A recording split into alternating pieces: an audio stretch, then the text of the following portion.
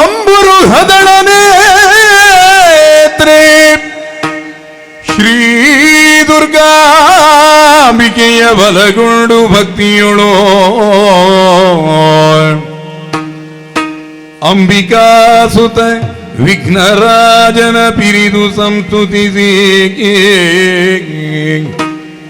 ಅಂಬುನಿಧಿಯ ಆತ್ಮಜಿಗೆ ಕೈ ಮುಗಿದು ಅಂಬುಜಾಸನ ವಾಣಿಯನ ಪಾದಾಂಬುಜಕ್ಕೆ ಪೊಡವಡುತ್ತ ವರ್ಣಿಪಿನಿ ಕಥಾಮೃತವ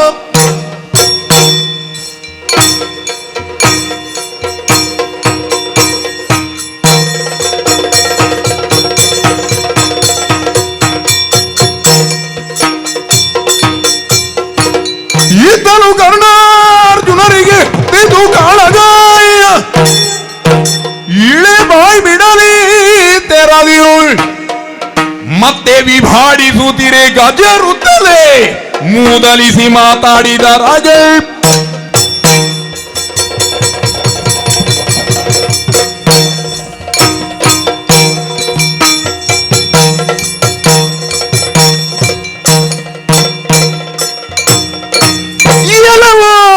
ಸೂತನ ಮಗನೇ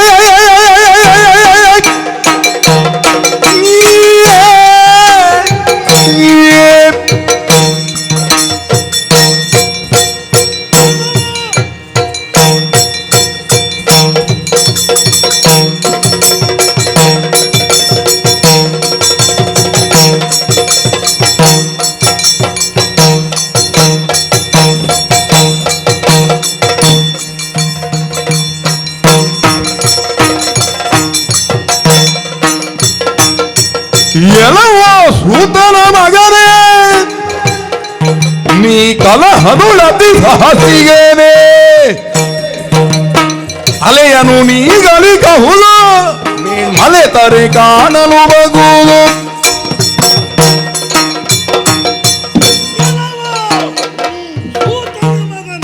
ಏನು ಇಂದ್ರನ ಮಗನೇ ನಿನ್ನ ಸಂಸ್ಕಾರದ ಮೂಲಕವಾಗಿ ನೀನು ಸೂತನ ಮಗನೇ ಹೌದು ಎನ್ನುವುದನ್ನು ನಿರೂಪಿಸಿಕೊಟ್ಟಿದ್ದ ಈ ಹಸ್ತಿನೆಯ ನೆಲೆಯಲ್ಲಿ ಹೌದು. ಒಂದು ಕಾಲದಲ್ಲಿ ಗೊಂದಲ ಇತ್ತು. ಕರ್ಣ ಯಾವ ಹಿನ್ನೆಲೆ ಉಳ್ಳವನು ಸೂತನ ಮಗನ ಹೌದೇ ಎನ್ನುವ ಹಾಗೆ. ಆದ್ರೆ ಯಾವ ಕಾಲಕ್ಕೆ ನೀನು ಪರೀಕ್ಷಾ ರಂಗಕ್ಕೆ ಅನಾಹುತನಾಗಿ ಪ್ರವೇಶ ಮಾಡಿದೆಯೋ ಅಂದಿನಿಂದ ಇಂದಿನ ತನಕವು ನೀನು ತೋರಿದಂತಹ ಪ್ರತಿಯೊಂದು ನಡವಳಿಕೆಯೂ ಕೂಡ ಅದು ಸೂತ ಸಂಸ್ಕಾರ ಎನ್ನುವುದನ್ನು ನಿರೂಪಿಸಿಕೊಟ್ಟಿದೆ. ಮತ್ತಲ್ಲದೆ ಇನ್ನೇನು ಪರೀಕ್ಷಾ ರಂಗ ಎನ್ನುವಂಥದ್ದು ಕುರು ಪಾಂಡವ ಮಕ್ಕಳಿಗೆ ಮೀಸಲಾಗಿರುವಂತಹದ್ದು. ಆಮಂತ್ರಣ ಇಲ್ಲದೆ ಬಂದೆ, ನೀನಾಗಿಯೇ ನನಗೆ ಒಂದು ರೀತಿಯ ಸ್ಪರ್ಧೆಯನ್ನು ಒಡ್ಡಿದೆ. ಹೌದಾ? ಅದು ಅವಶ್ಯಕತೆ ಇರಲಿಲ್ಲ. ಆದ್ದರಿಂದ ಆ ಕಾಲಕ್ಕೆ ಅರ್ಜುನ ದ್ವೇಷವನ್ನು ನೀನಾಗಿಯೇ ಮೈ ಮೇಲೆ ಹೇಳ್ಕೊಂಡ ಕಾರಣ ಅದು ಸೂತ ಸಂಸ್ಕಾರ ಎನಿಸಲ್ಪಟ್ಟಿತು. ಅಲ್ಲಿಂದ ಇಂದಿನ ತನಕ ಪ್ರತಿಯೊಂದು ನಡೆಯಲ್ಲಿಯೂ ಅದೇ ಸಂಸ್ಕಾರವನ್ನು ತೋರಿಸುತ್ತಾ ಬಂದಿದ್ದಿ. ಕರ್ಣ, ಸೂತನ ಮಗನೇ, ಒಂದು ಸೂತನ ಮನೆಯಲ್ಲಿ ಹುಟ್ಟಿದಂತ ಯಾವನೇ ಒಬ್ಬ ಹುಡುಗ ಇರಲಿ 5 ವಿವಿಧ ರೀತಿಯಾದಂತಹ ಕಾರ್ಯಗಳನ್ನು ಮಾಡುವುದಕ್ಕೆ ಸಾಧ್ಯ ಉಂಟು. ಒಂದು ಸೂತ ಪುರಾಣಿಕನಾಗಬಹುದು, ಅಲ್ಲದೇ ಇದ್ರೆ ಸ್ತುತಿ ಪಾಠಕನಾಗಬಹುದು, ವ್ಯಸ್ತನಾಗಬಹುದು, ಅಂಬಿಗನಾಗಬಹುದು, ಸಾರಥಿಯಾಗಬಹುದು. ಇದರಲ್ಲಿ ನೀನು ಆಯ್ದುಕೊಂಡದ್ದು ಯಾವುದು? ಹೊಗಳು ಮಠ ಸ್ತುತಿ ಪಾಠಕರ ಪಾತ್ರವನ್ನು. ಆ ಮೂಲಕವಾಗಿ ಕುರು ಪಾಂಡವ ಎನ್ನುವಂತಹ ಈ ಹವ ಏನಿದೆ ಅದಕ್ಕೆ ನೀನು ಆಜ್ಞವನ್ನು ಸುರಿಯುತ್ತಾ ಬಂದು ನಿನ್ನ ಬೇಳೆ ಬೇಯಿಸುವುದಕ್ಕೆ ಪ್ರಯತ್ನ ಪಟ್ಟೆ. ಕಲಹದಳು ಅತಿ ಸಾಹಸಿಕನೇ ಎನ್ನುವಂತಹದ್ದು ಪರೀಕ್ಷಾ ರಂಗದಲ್ಲಿಯೇ ನಾನು ಹೇಳಿದ್ದೆ. ಅನಾಹುತನಾಗಿ ಬಂದು ಆಮಂತ್ರಣ ಇಲ್ಲದೆ ಮಾತನಾಡಿದಂತ ನೀನು ತಲೆ ತೆಗಿತೇನೆ ಎನ್ನುವ ಹಾಗೆ ಅಂದಿನ ಮಾತನ್ನು ಇವತ್ತು ಪ್ರತಿಜ್ಞಾಬದ್ಧನಾಗಿ ನಡೆಸಿಕೊಡುವುದಕ್ಕೆ ಬಂದಿದ್ದೇನೆ. ಆದ್ದರಿಂದ ತಲೆ ಹೋದಿದ್ದು ಜಾಗ್ರತೆ. ಬಿಡು ಬಿಡು ಸಾಕೆಲೋ ಪಾರ್ಥ,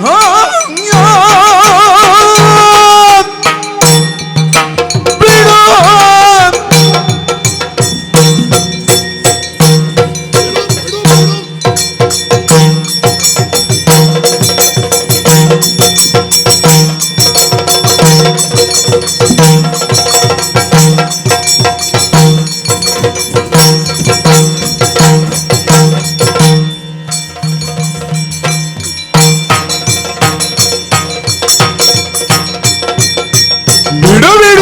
ಸಾಗೆಲು ಪಾರ್ಥ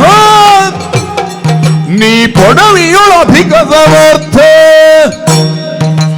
ಕಡುಗಲಿ ಎಂಬಬ್ಬರವು ಎನ್ನೊಡನದು ಸಲ್ಲದು ನಿರವು ಅರ್ಜುನ, ಪೃಥ್ವಿಯಲ್ಲಿ ನಾನೇ ಸರ್ವ ಸಮರ್ಥ ಎನ್ನುವ ನಿನ್ನ ಅಬ್ಬರದ ನುಡಿಗಳನ್ನು ಬಿಡು ಬಿಡು ಬಿಡು. ಯಾಕೆ? ಸೂತನ ಮಗನಾಗಿ ನಾನು ಕಾಣಿಸಿಕೊಂಡು ಈಗ ನಿನಗೆ ನಿರ್ಣಯ ಆಗಿ ಹೋಯ್ತಲ್ಲ. ಹೌದೌದು ನೀನಲ್ವಾ ಭಗವದ್ಗೀತೆ ಹೇಳಿದ ಅರ್ಜುನ, ಹೌದೌದು. ಚಾತುರ್ವರ್ಣ್ಯಂ ಮಯಾ ಸೃಷ್ಟ ಗುಣಕರ್ಮ ವಿಭಾಗ ಶಾಂತ ಅವ ಕೆಲಸ ಇಲ್ಲದ ಕೇಳಿದ್ದ. ಯಾಕೆ? ಯಾವನ ಕರ್ಮವೂ ಕೂಡ ಒಂದು ಜಾತಿಯನ್ನು ಕುಲವನ್ನು ನಿರ್ಣಯಿಸುವುದಲ್ಲದೆ ಅವ ಹುಟ್ಟಿದ್ದಲ್ಲ. ನೀನು ಸರಿಯಾಗಿ ಯೋಚಿಸುವುದಿದ್ರೆ ನಾನು ಸೂತನ ಮನೆಯಲ್ಲಿ ಹುಟ್ಟಿದವ ಅಲ್ಲ ಎನ್ನುವುದು ನಿನಗೆ ಸ್ಪಷ್ಟ ಇಲ್ವಾ? ಈಗ ಒಬ್ಬ ಹುಟ್ಟಿದವ ಅದೇ ಸಂಸ್ಕಾರವನ್ನು ಒಳಗೊಳ್ಳಬೇಕು ಎಂದಾದ್ರೆ ಈಗ ವೇದವ್ಯಾಸರು ಹುಟ್ಟಿದಂತಹ ಕ್ಷೇತ್ರ ಯಾವುದು? ಅವರನ್ನು ಮಾನಿಸುವುದಿಲ್ವಾ ಬ್ರಾಹ್ಮಣರು? ನಿನ್ನ ಅಣ್ಣನಾದಂತಹ ಧರ್ಮರಾಯನಿಗೆ ಧರ್ಮ ಬೋಧನೆ ಮಾಡುವ ಅಧಿಕಾರ ಏನುಂಟು?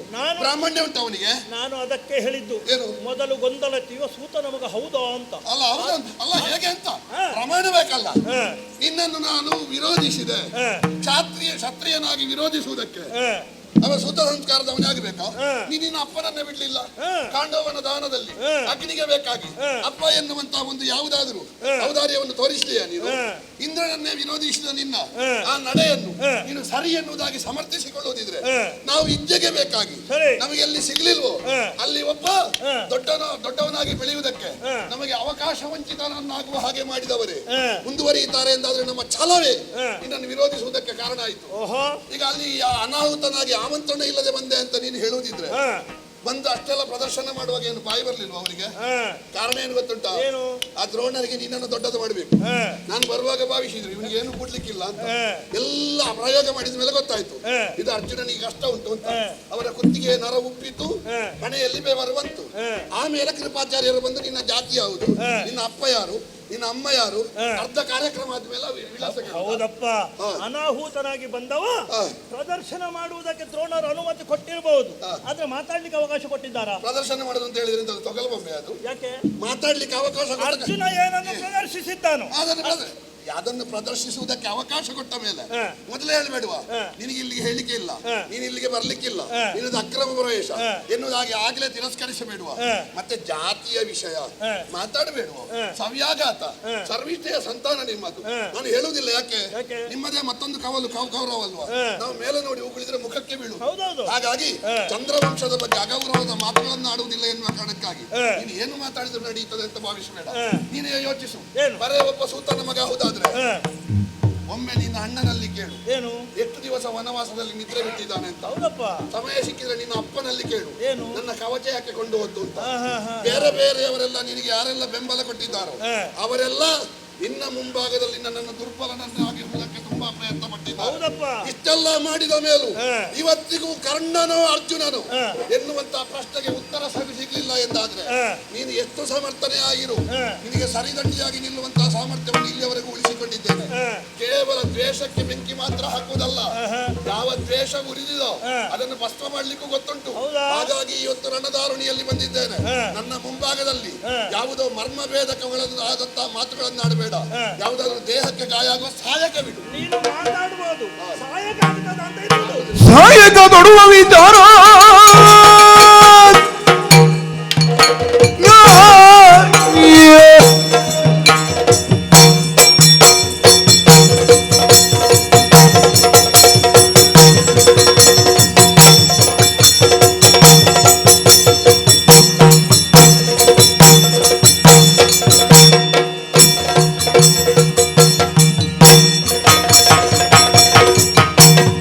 ಸಾಯಕ ತೊಡುವ ವಿಚಾರ ರಾಧೆಯಗೆ ತಲುವುದಿದೋರ ಕಾಯುವರ್ಯಾರೈ ನಿನಗೆ ನೀ ಸಾಯದೆ ನಡೆಯ ಮನೆಗೆ. ಸಾಯಕ ತೊಡುವ ವಿಚಾರ ರಾಧೆಯಗೆ ಸಲ್ಲುವುದೇ ತೋರ, ರಾಧೇಯನಿಗೆ ಮಂತ್ರಾಸ್ತ್ರ ಪ್ರಯೋಗ ಸಲ್ಲುವುದೇ ಎನ್ನುವಂತ ವಿಚಾರದ ಕುರಿತು ನಾವೆಲ್ಲರೂ ಕೂಡ ಸಂಶಯಭೂತರಾಗದೆ ಹೌದು. ನಮಗೆ ಅದು ನಿರೂಪ ಆಗಿ ಹೋಯ್ತಲ್ಲ, ಆಗುವುದಿಲ್ಲ ಎನ್ನುವ ಹಾಗೆ. ನೀನು ನಮ್ಮೊಂದಿಗೆ ಗುರುಮಠದಲ್ಲಿದ್ದೆ, ಆಮೇಲೆ ಕಣ್ಮರೆಯಾದೆ. ಮರಳಿ ಪರೀಕ್ಷಾರಂಗದಲ್ಲಿ ಮತ್ತೆ ತೋರಿ ಬಂದೆ. ಹೌದಾ? ನಾನು ತೋರಿದಂತಹ ಎಲ್ಲಾ ವಿದ್ಯೆಗಳನ್ನು ನೀನು ತೋರಿಸಿದೆ, ಮಂತ್ರಾಸ್ತ್ರ ಪ್ರಯೋಗವನ್ನು ಮಾಡಿದೆ, ಆದ್ರೆ ಪೂರ್ಣ ಮಾಡಿದ್ಯೋ? ಇಲ್ಲ. ಎಲ್ಲಾ ರೀತಿಯಾದಂತಹ ನೀನು ಮಾಡಿದ್ದನ್ನೆಲ್ಲ ಮಾಡಿದೆ. ಇಲ್ಲ.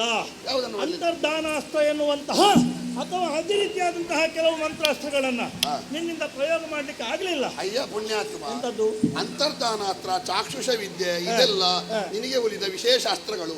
ಅಂತರ್ಧಾನಾಸ್ತ್ರದ ಪರಿಣಾಮ ಎಂತದ್ದು? ಹೌದಪ್ಪ, ಅಂತರ್ಧಾನಾಸ್ತ್ರದ ಪರಿಣಾಮ ಎಂತ? ಪರಿಣಾಮ ಅಂತರ್ಧಾನವಾಗುವಂತದ್ದು. ಹೌದಾ? ಇಲ್ಲಿ ಅಂತರ್ಧಾನನಾಗ್ಲಿಕ್ಕೆ ಆಗ್ತದಾ?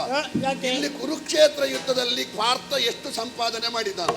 ಇಲ್ಲಿ ನಿನ್ನ ಸಂವಹನಾಸ್ತ್ರವು, ಇಲ್ಲಿ ನಿನ್ನ ಅಂತರ್ಧಾನಾಸ್ತ್ರವು, ಇಲ್ಲಿ ನಿನ್ನ ಚಾಕ್ಷುಷ ವಿದ್ಯೆಯೋ ಅದೆಲ್ಲ ಒಮ್ಮೆ ಕಣ್ಣು ಕಟ್ಟಿನ ಪ್ರಯೋಗ ಪುಣ್ಯಾತ್ಮ ಕುರುಕ್ಷೇತ್ರದಲ್ಲಿ ಆಗಲಿಯಪ್ಪ. ನಿನಗೆ ಅದನ್ನು ಮಾಡ್ಲಿಕ್ಕೆ ಆಗ್ಲಿಲ್ಲಲ್ಲ. ಯಾಕೆ ಹೇಳ್ತಾ ಇದ್ದೇನೆ, ಈ ಪ್ರಪಂಚದಲ್ಲಿ ಒಬ್ಬ ಸೂತನ ವಂಶದಲ್ಲಿ ಹುಟ್ಟಿದ ಸೂತನ ಮನೆಯಲ್ಲೇ ಇರುವವನಿಗೆ ಯಾರಪ್ಪ ಸಹಾಯಕಗಳನ್ನು ಬೋಧಿಸುವವರು? ಈ ಕುರಿತಾಗಿ ನಮಗೆ ಸಂಶಯ ಇತ್ತು. ಈಗ ನನಗೆ ಮಾಡ್ಲಿಕ್ಕಾಗದನ್ನು ನೀನು ಮಾಡಿದ್ದಿ. ಹೌದು. ನಿನಗೆ ಮಾಡ್ಲಿಕ್ಕಾಗದನ್ನು ನಾನು ಮಾಡಿದ್ದೇನೆ. ನಿನಗೆ ವೈಕರ್ತನ ಅಂತ ಹೆಸರುಂಟಾ? ಉಂಟಾ? ವೈಕರ್ತನ ಅಂತ ಹೆಸರು ನನಗಿರುವುದು. ಹೌದು. ಕತ್ತರಿಸಿ ಕವಚವನ್ನು ಕೊಟ್ಟಿದ್ದೇನೆ. ಹೌದು. ನಿನಗೆ ಕವಚ ಇಲ್ಲ, ನನಗೆ ಕಡಿಮೆ ಅಲ್ವಾ? ನೀನು ಅದು ಯಾವಾಗ ಜನ್ಮಜಾತವಾಗಿ ಕೆಲವೊಂದು ವಿಶೇಷತೆಗಳು ಜನ್ಮಜಾತವಾಗಿ ಅದೇ ಹೇಳಿದ್ರು ನಾನು. ಪ್ರತಿಯೊಬ್ಬರಲ್ಲಿ ಅದು ಕಲಿತು ಬಂದದ್ದಲ್ಲ, ಜನ್ಮಜಾತವಾಗಿ ಬಂದ. ಕಲಿತು ಬಂದದ್ದು ಮಾತ್ರ ವಿದ್ಯೆ. ಹೌದಾದ್ರೆ ಇಷ್ಟು ವಿದ್ಯೆ ಕಲಿತ ಮೇಲೂ ನಿನಗೆ ಇಲ್ಲಿ ಯಾಕೆ ಬೆವರು ಹೊಡೆದದ್ದು? ನಿನ್ನ ಕೈಕಾಲು ಯಾಕೆ ನಡುಗಿದ್ದು? ಯುದ್ಧ ರಂಗದಲ್ಲಿ ಧೃತಿಯುತನಾದಂತ ಕ್ಷತ್ರಿಯ ಕೈಕಾಲು ನಡುಗಬಾರದು ಅಂತ ಬಾಲಪಾಠ. ಕ್ಷತ್ರಿಯನಾದವ ಧೃತಿಯುತನಾಗಿರ್ಬೇಕು.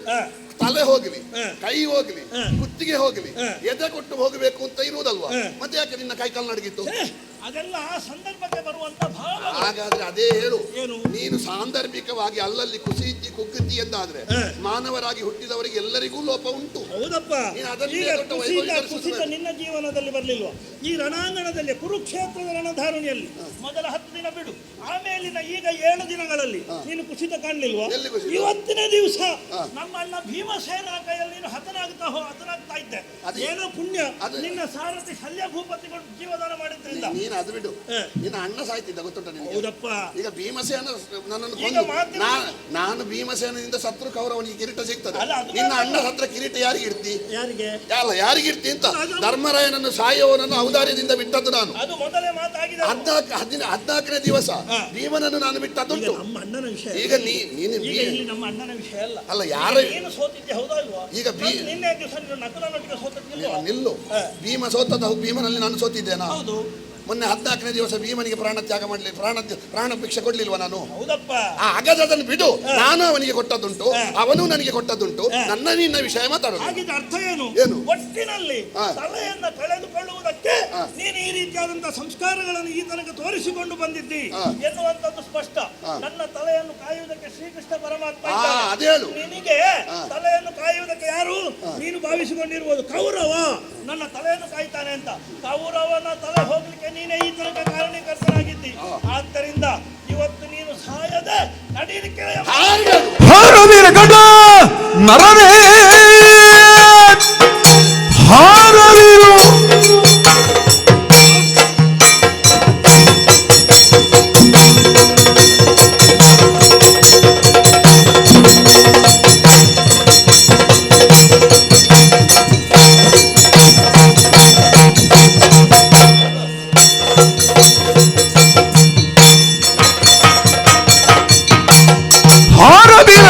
ನರನೇ ನಿನಗೆ ಯಾರಿವರು ಪಾವರನೆ ತೋರುವೆ ನನ್ನಯ ಬಿರಿದು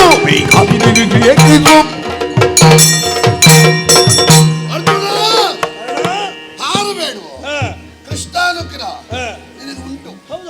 ಅದು ಗೊತ್ತಿಲ್ಲದೆ ಅಲ್ಲಲ್ಲ ನಾವು ಯುದ್ಧಕ್ಕೆ ತೊಡಗಿದ್ದು. ಅದನ್ನು ಒಪ್ಪಿಕೊಂಡೇ ಯುದ್ಧಕ್ಕೆ ತೊಡಗಿದ್ದು. ಆದ್ರೆ ಏನು ಕೃಷ್ಣಾನುಗ್ರಹ ಉಂಟು ಎನ್ನುವ ಕಾರಣಕ್ಕಾಗಿ ನಿನಗೆ ಸೋಲೇ ಬರುವುದಿಲ್ಲ ಅಂತ ಹಾರಬೇಡ. ನನಗೆ ಅಹಂಕಾರವಿಲ್ಲ. ಹಾಗಾದ್ರೆ ಅದನ್ನು ದೊಡ್ಡಸ್ತಿಕೆ ಅಂತ ಹೇಳಿಕೊಳ್ಳಿಕ್ಕೆ ಇಲ್ಲವೇ ಇಲ್ಲ. ನಿನಗೆ ದೊಡ್ಡಸ್ತಿಕೆ ಅಲ್ವಾ? ಅಲ್ಲ, ನನಗೆ ಒಂದು ರೀತಿಯಾದಂತಹ ಸಮಾಧಾನದ ಭಾವ. ತಲೆ ಕಾಯಲಿಕ್ಕೆ ಕೃಷ್ಣ ಇದ್ದಾನೆ ಅಂತ ಹೇಳಿದ್ಯಲ್ವಾ? ತಲೆ ಉಳಿತದೆ ಬಿಡ್ತದೆ ಎನ್ನುವುದು ವಿಷಯ ಅಲ್ಲ. ಯಾವಾಗಲೂ ಚಿಂತೆಯಲ್ಲಿರುವ ತಲೆ ಇದ್ರೆ ಅದು ಇದ್ದು ಪ್ರಯೋಜನ ಉಂಟಾ? ಈ ಪ್ರಪಂಚದಲ್ಲಿ ನಿರಂತರವಾದ ಶೋಕ ಯಾವುದು? ಪುತ್ರ ಶೋಕ. ಕೃಷ್ಣನಿರುತ್ತ ಅದು ಬರದೇ ಇತ್ತ ನಿನಗೆ? ಅದು ಹೌದಪ್ಪ. ಕಾರಣೀಕರ್ತ ಯಾರೇ ಇರಲಿ, ಕೃಷ್ಣ ಅಘಟಿತ ಘಟನಾ ಭಟ ಅಂತ ಹೇಳ್ತೀಯೋ, ಅದೇ ಹೌದಾದ್ರೆ ಕೃಷ್ಣನಿನುತ್ತ ನಿನಗೆ ಪುತ್ರ ಶೋಕದಂತ ಬಹುದೊಡ್ಡ ದುಃಖವನ್ನು ಕೌರವ ಪಕ್ಷ ಕೊಡ್ಲಿಕ್ಕೆ ಕಾರಣ ಆಗ್ತದೆ ಎಂದಿದ್ರೆ ಪೂರ್ತಿ ನಿನ್ನ ಕಡೆ ಇದ್ದಾನೆ ಅಂತ ಭಾವಿಸಬೇಡ ನೀನು. ಯಾಕೆ ಗೊತ್ತುಂಟಾ? ಎಲ್ಲಿಯೋ ಹಿರಣ್ಯ ಕಶ್ಯಪನ ಮಗನಾದ ಪ್ರಹ್ಲಾದನಿಗೆ ನಾರಾಯಣ ದೇವರು ದೂರದಿಂದ ಒಲಿಯುತ್ತಾರೆ. ಒಟ್ಟಿಗೆ ಇದ್ದ ಜಯ ವಿಜಯರಿಗೆ ಶಾಪ ಸಿಗ್ತದೆ. ಒಟ್ಟಿಗೆ ಇದ್ದವರಿಗೆಲ್ಲ ಹೆಚ್ಚು ಅನುಗ್ರಹ, ದೂರ ಇದ್ದವರಿಗೆ ಇಲ್ಲ ಅಂತ ಭಾವಿಸಬೇಡ. ನಿನಗೂ ಅನುಗ್ರಹ ಇರಬಹುದು, ನಾವು ಒಂದು ದೇವರನ್ನು ನಂಬಿಕೊಂಡಿರ್ಬಹುದು, ನಮಗೂ ಅನುಗ್ರಹ ಇರಬಹುದು. ಕೌರವನನ್ನು ನಂಬಿಕೊಂಡು ನನ್ನ ಯುದ್ಧ ಅಲ್ಲ, ನನ್ನನ್ನು ನಂಬಿಕೊಂಡೇ ಯುದ್ಧ. ಅದು ನಿನ್ನದು. ಅರ್ಧ ಪ್ರತಿಜ್ಞೆ ನೀನು ಮಾಡುದು, ಅರ್ಧ ಪ್ರತಿಜ್ಞೆ ಅವ ಮಾಡುದು. ಸೈಂಧವದ ಅರ್ಧ ನೀನು ಮಾಡುದು, ಅರ್ಧ ಅವ ಮಾಯೆಯಿಂದ ಮಾಡುದು. ನಮ್ಮದು ಅದೆಲ್ಲ ಇಲ್ಲ. ನಾನು ಅರ್ಜುನನನ್ನು ಕೊಲ್ತೇನೆ ಅಂತ ಹೇಳಿದ್ರೆ ನನ್ನ ದೈಹಿಕವಾದಂತಹ ಲೌಕಿಕವಾದ ಬಲದಿಂದಲೇ ಹಾರದಿರ ಕಟ ನರನೇ ಹೇಳಿ ಏನು ಮಾಡುವ. ನಿನ್ನ ಪ್ರಾಪ್ತಿ ದೊಡ್ಡದು, ನಮ್ಮದು ಕಡಿಮೆ. ನೀನು ಬೀಳುವಾಗ ಎಬ್ಬಿಸುವವರಿದ್ದಾರೆ, ನಾವು ಹೇಳುವಾಗ ಬೀಳಿಸುವವರೇ ಇರುವುದು. ಆದ್ರೆ ನೀನು ಮಾಡಿದ್ದಷ್ಟೆಲ್ಲ ಬೀಳಿಸಿದ್ದೆಲ್ಲ ಉಳಿದವರಲ್ಲ. ನಿನ್ನ ಜೀವನದಲ್ಲಿ ಪೂರ್ತಿ ಉಳಿದವರನ್ನು ಬೀಳಿಸಿ ಆ ಮೂಲಕ ಎಷ್ಟು ಮಂದಿ ಬೇಕು? ಈಗ ಕೌರವನ ವಂಶದಲ್ಲಿ ಯಾರು ಬೇಡ. ಈ ಯುದ್ಧ ಆರಂಭ ಆಗುವುದಕ್ಕೆ ಕಾರಣ ನೀನೆ. ನನ್ನ ಕೇಳಿಕೆ ಅದಲ್ವಾ? ಅರ್ಜುನನೊಂದಿಗೆ ದ್ವಂದ್ವ, ಕೌರವನೊಂದಿಗೆ ಮೈತ್ರಿ. ಹಾಗಿದ್ರೆ ಪರೋಕ್ಷವಾಗಿ ಅರ್ಥ ಎಂತದ್ದು? ಕೌರವನನ್ನ ಬೀಳಿಸಿ ಆದ್ರೂ ಕೂಡ ನಿನ್ನ ಪ್ರತಿಜ್ಞೆ ಭಾವವನ್ನು ನಿಮಗೆ ಯುದ್ಧ ಬೇಡವಾ? ಯಾರಿಗೆ? ನಮಗೆ ಮೂಲದಲ್ಲಿ ಬೇಕಿತ್ತ?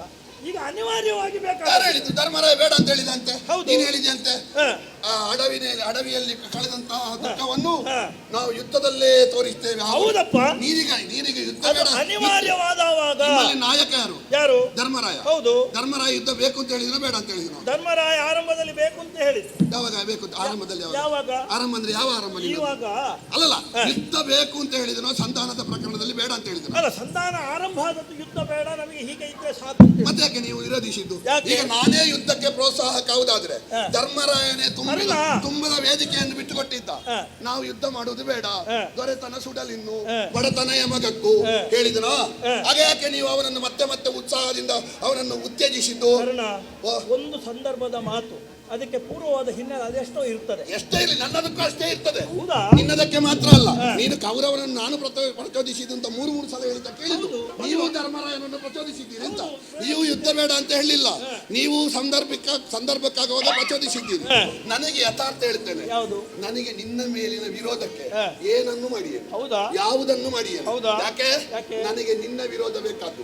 ಇವತ್ತು ಸಂಜೆಯ ಒಳಗೆ ನಿನ್ನದು ನನ್ನದು ಒಬ್ಬರದ್ದೇ ತಲೆ ಉಳಿಯುವುದು. ಬಾ ನೋಡೋಣ.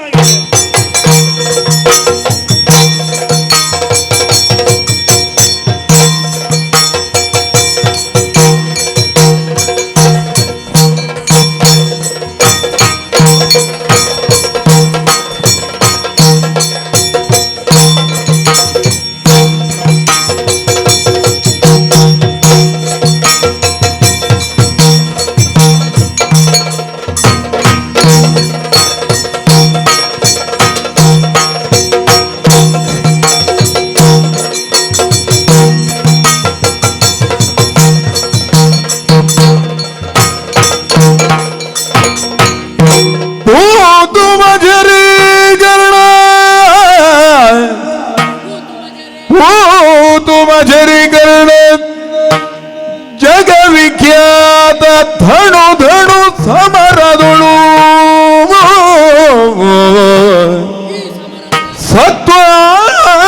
ಸತ್ವಾತಿಜಯರಾಗಿ ಹಿರುರೇ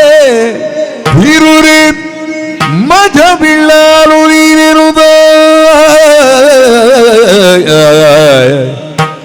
ಓದು ಮಜರಿಕರಣ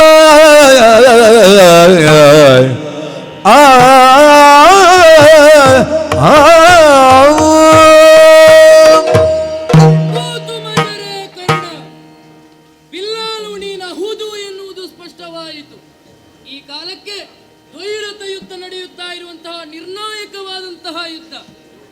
ಕರ್ಣನೋ ಅಥವಾ ಅರ್ಜುನನೋ ಎನ್ನುವ ಹಾಗೆ ಪ್ರತಿಯೋರ್ವರೂ ಕೂಡ ಕತ್ತೆತ್ತಿ ನೋಡುವಂತಹ ದೃಶ್ಯವೊಂದು ಸೃಷ್ಟಿಯಾದಾಗ ಎಲ್ಲರೂ ಕೂಡ ಈಗ ಅವ ಗೆಲ್ಲುತ್ತಾನೆ, ಈಗ ಇವ ಗೆಲ್ಲುತ್ತಾನೆ ಎನ್ನುವ ಹಾಗೆ ಪೈಪೋಟಿಯಿಂದಲೇ ಯುದ್ಧ ನಡೆಯುವಂತಹ ಸಂದರ್ಭದಲ್ಲಿ ಯೋಜನ ಪರ್ಯಂತರ ಅರ್ಜುನನಾದರೂ ಕರ್ಣನ ರಥವನ್ನು ಹಾರಿಸಿದ ಕ್ಷಣವೇ ಎಲ್ಲರೂ ಮತ್ತೊಮ್ಮೆ ನೋಡಿದರು, ಈಗ ಕರ್ಣ ಏನು ಮಾಡ್ತಾನೆ ಅಂತ. ಹಾಗಾದ್ರೆ ಕೃಷ್ಣ ಏರಿದಂತಹ ಈ ರಥವನ್ನು ಶಸ್ತ್ರಾಸ್ತ್ರದಿಂದಲೇ ಸ್ವಲ್ಪ ಹಿಂದಕ್ಕೆ ಸರಿಸುವಂತಹ ಒಂದು ವಿಷಯವೊಂದು ಬರ್ತದೆ ಅಂತಾದ್ರೆ ಈ ಪ್ರಕರಣಕ್ಕೆ ಮೆಚ್ಚುಗೆಯನ್ನು ಪಡಿಸಲೇಬೇಕಲ್ಲ.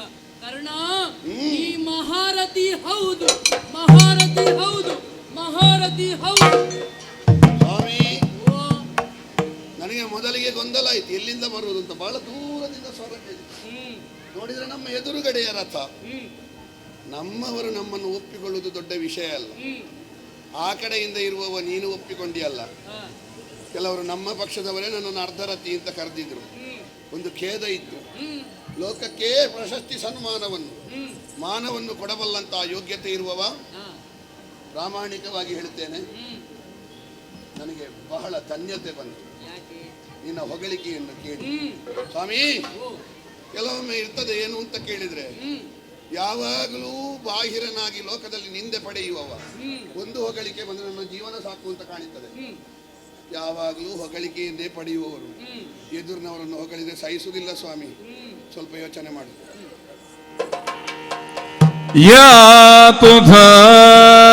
ನರಭೈರಿ ಪೊಗಳಿದ ಮಾತ ಕೇಳುತ್ತ ಪಾತ ಮನದಲ್ಲಿ ಕಾತರಿಸಿ ಧನು ವಿಳುಗಿ ದುಗುಡದೊಳಿರಲು ಹರಿ ನುಡಿದ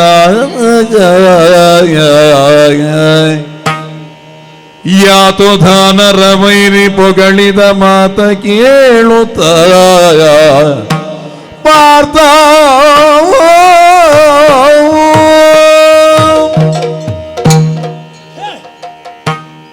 ಏನು ಆಶ್ಚರ್ಯವಿದೆ! ಕರ್ಣಾರ್ಜುನರ ಮಧ್ಯೆ ಭೀಕರವಾದಂತಹ ಕಾಳಗ ನಡೆಯುತ್ತಾ ಇರುವಂತಹ ದೃಶ್ಯವನ್ನ ಆಕಾಶದಲ್ಲಿ ಇದ್ದುಕೊಂಡು ದೇವಾದಿ ದೇವತೆಗಳೆಲ್ಲರೂ ನೋಡ್ತಾ ಇರುವಂತಹ ಈ ಕಾಲಕ್ಕೆ ರಣ ಮಧ್ಯದಲ್ಲಿ ಒಂದು ವಿಶೇಷವಾದಂತಹ ಧ್ವನಿ ಕೇಳಿವಂತಲ್ಲ. ಕೂತು ಮಜರೇ ಕರ್ಣ. ಈ ಹೊಗಳಿಕೆಯ ಧ್ವನಿ ಎಲ್ಲಿಂದ ಅಂತ ಸರಿ ಅವಲೋಕನ ಮಾಡಿದ್ರೆ, ಓಯ್ ಇದು ಬೇರೆಲ್ಲಿಂದಲ್ಲ, ಇದು ನಮ್ಮದೇ ರಥದಿಂದ.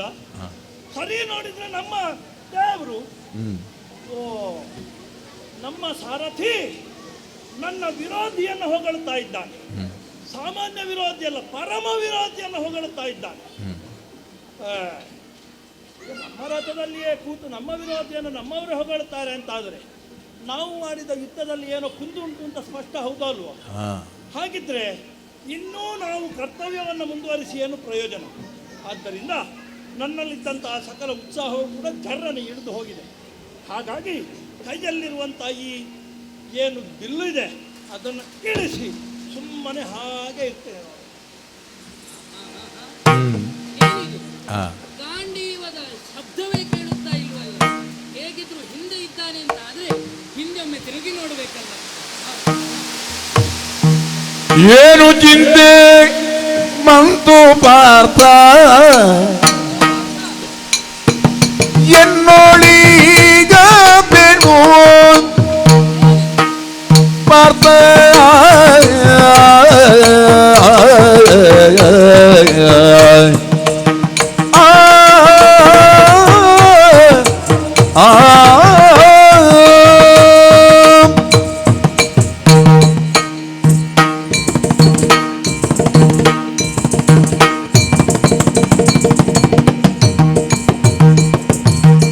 ಏನು ಚಿಂತೆ ಬಂತು ಪಾರ್ಥ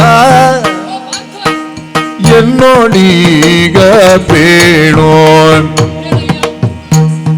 ಮಾನ ಭಂಗವನ್ನು ಗೈದರಾರು ನಿನಗಿಂದಿನೋಳು. ಏನು ಚಿಂತೆ ಬಂತು ಪಾರ್ಥ ಎನ್ನೋಳೀಗ ಬೇಣು ಮಾನಭಂಗವನ್ನು ಗೈದರಾರು ನಿನಗಿಂದಿನೋಳು. ಮುಂದೆ ಕರ್ಣನೆಂಬ ದೂತ ನಿಂದಿಪ್ಪತಾನಿದಕ್ಕೂ ಕುಂದಿ ಧನುವ ನಿಳುಗಿ ಕುಳಿತುಕೊಂಡಿರ್ಪುದು ಹೇಗೋ. ಮುಂದೆ ಕರ್ಣನೆಂಬ ದುರ್ತ ನಿಂದಿರ್ಪತಾನಿದಕು ಮುಂದಿದರುವ ನಿರುಗಿ ಕುಳಿತುಕೊಂಡಿರ್ಬೋದು ಏಕು ಏನು ಚಿಂತೆ ಬಂತು ಪಾರ್ಥ ಪಾರ್ಥ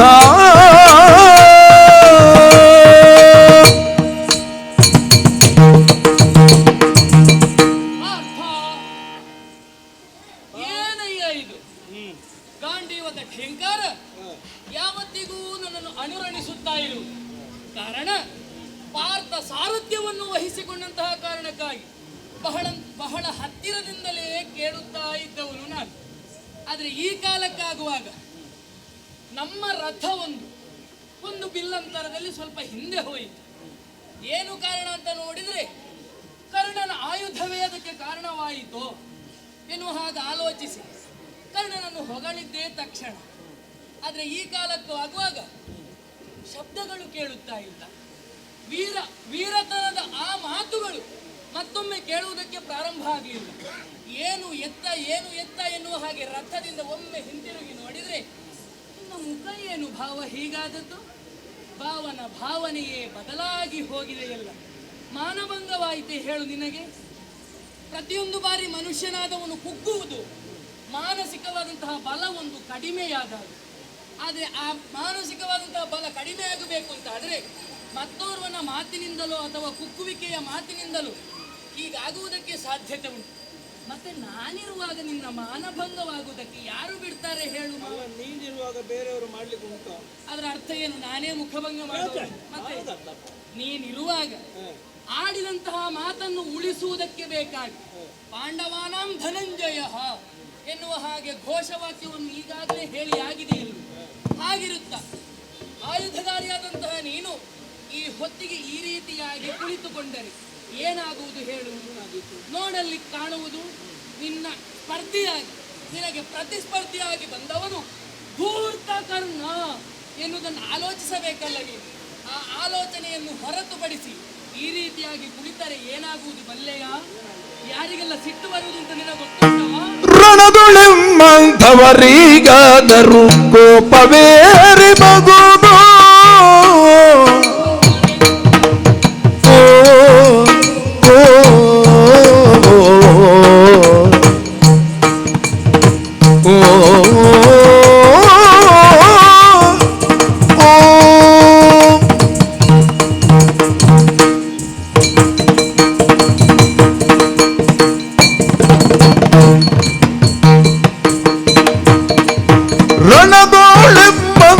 ರಣದೋಳೆಮ್ಮಂಥವರಿಗಾದರೂ ಕೋಪವೇರಿ ಬಗುದು ಸೆಣಸುವಂಥ ವೀರ ನಿನಗೆ ಸೇರುವುದೇ ಹೀಗಿಗುವುದು. ಸೆಣಸುವಂಥ ವೀರ ನಿನಗೆ ಸೇರುವುದೇ ಹೀಗುವುದು. ಏನು ಚಿಂತೆ ಬಂತು ಪಾರ್ಥ ಎನ್ನೊಳೀಗ ಬೇಳು ಪಾರ್ಥ.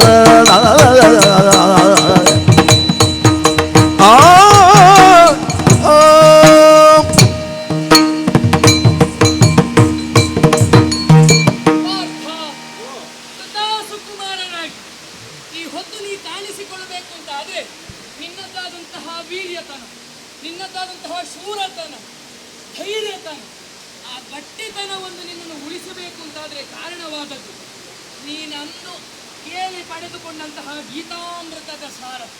ನೀನಲ್ಲವೇ ಆಡಿದ್ದು. ಮೋಹ ಎನ್ನುವುದನ್ನು ಕಳಚಿಕೊಂಡಿದ್ದೇನೆ, ಸ್ಮೃತಿ ಎನ್ನುವುದು ನನಗೆ ಲಭ್ಯವಾಗಿದೆ. ಇನ್ನು ನೀನು ಆಡಿದ್ದನ್ನೇ ನಾ ಕೇಳುತ್ತೇನೆ, ನೀ ಆಡಿದ್ದನ್ನೇ ನಾ ಮಾಡ್ತೇನೆ ಎನ್ನುವ ಹಾಗೆ ಇದುವರೆಗೂ ಹಪ್ಪಹಪ್ಪಿಸಿಕೊಂಡು ಬಂದವನು ನೀನು. ಹಾಗಾದರೆ ಈ ಕಾರಣಕ್ಕಾಗುವ ಅವನನ್ನು ಕಂಡು ಅಥವಾ ಯುದ್ಧದಲ್ಲಿ ಏನಾಯಿತು ಎನ್ನುವುದನ್ನು ನಾನರಿಯೆ. ಗೋಪಾಲಕನಾದಂತಹ ನಾನು ಈ ಹೊತ್ತಿಗೆ ಆತನನ್ನು ಕಾಣುವಾಗ ಕೈಯನ್ನು ತಿರುಚುವುದು ಅಥವಾ ಸಿಟ್ಟಿನ ಸಂಕೇತವಾಗಿ ಅವಳು ಕಚ್ಚುವುದು ಇಂಥದ್ದನ್ನೆಲ್ಲವನ್ನು ಮಾಡುತ್ತಾ ಮುಂದುವರಿಯುವಾಗ ಹರಾಪಾಲಕನಾದಂತಹ ನೀನು ನಿರ್ಣಾಯಕವಾದಂತಹ ಯುದ್ಧವನ್ನು ಕೈಗೊಳ್ಳುವಂತಹ ಸಂದರ್ಭದಲ್ಲಿ ಈ ರೀತಿಯಾಗಿ ಕುಳಿತುಕೊಂಡ್ರೆ ಸಿಟ್ಟಿಗೆ ಏಳುವವರು ಯಾರು? ಯುದ್ಧ ಮಾಡುವವರು ಯಾರು? ಗೆಲುವನ್ನು ತರಿಸಬೇಕಾದವರು ಯಾರು? ಈ ಚಿಂತೆ ಆಗ್ತದೆ. ಏನಾಯ್ತು ಭಾವ ನಿನಗೆ? ಯಾಕೆ ಚಿಂತೆ? ದೇವಲಾಲಿ ಭೂಮಿಗ ಬಿಡದೊಂದು ಯೋಜನಕ ವಿರೋಧಿಯ ರಥವ ದೇವ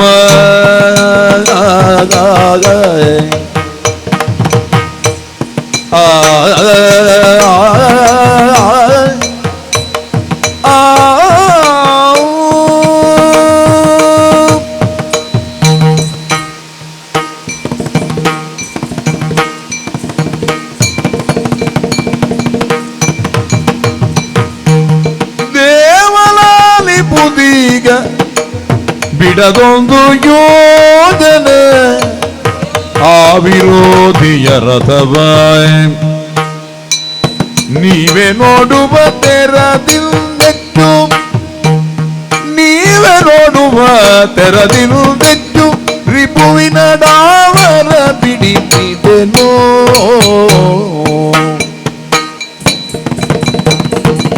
ದೇವಲಾಲಿ ಬುದಿಗ ಬಿಡದೊಂದು ಯೋಜನಕ ವಿರೋಧಿಯ ರಥವ ದೇವ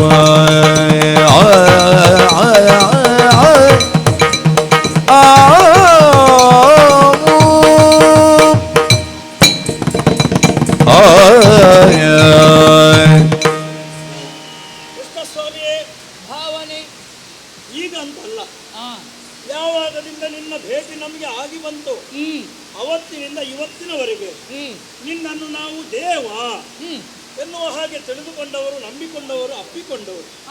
ನಿನ್ನ ಕೃಪಾ ಕಟಾಕ್ಷದಿಂದಲೇ ನಾವೆಲ್ಲರೂ ಈ ತನಕ ಜೀವಂತವಾಗಿ ಬದುಕನ್ನು ಸಾಗಿಸ್ತಾ ಇದ್ದೇವೆ.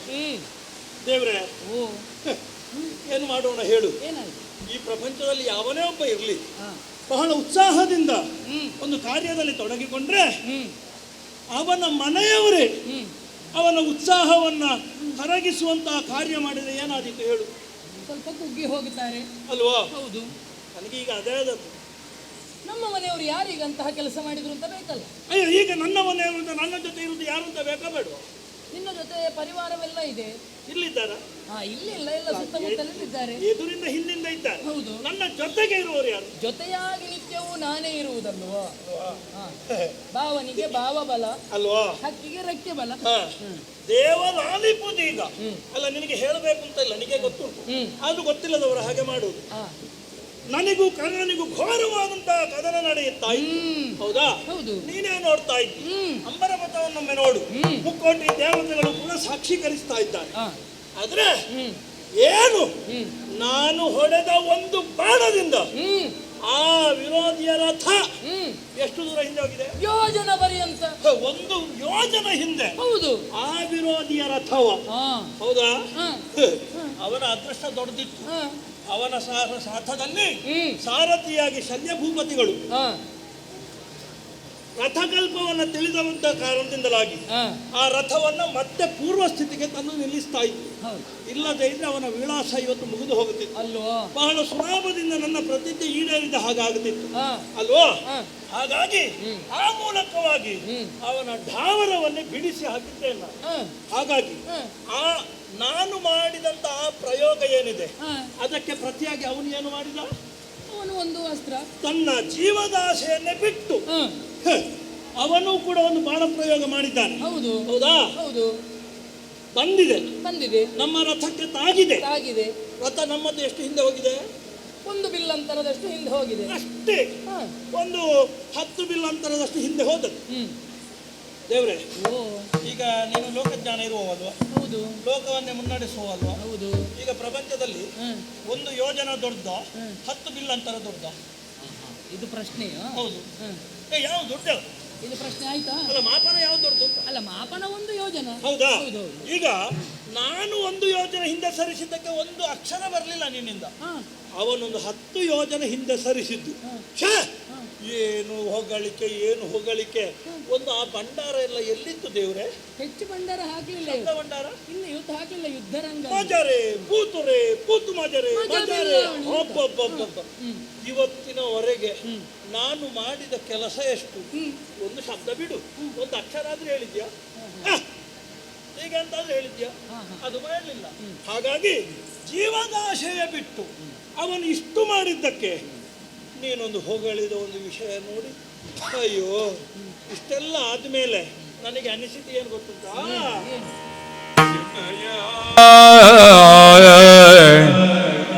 ಭುಜ ಬಲ ತೊಳಗೇನು ಕುಂದುಗಳನ್ನು ಕಂಡಿರಿ ನೀವಿಂದೋ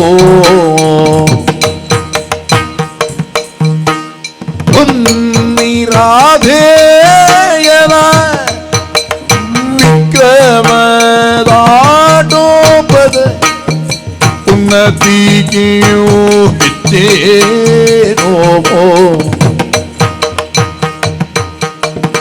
ಎನ್ಮಯ ಭುಜ ಬಲದೊಳಗೇನು ಕುಂದುಗಳನ್ನು ಕಂಡಿರಿ ನೀವಿರು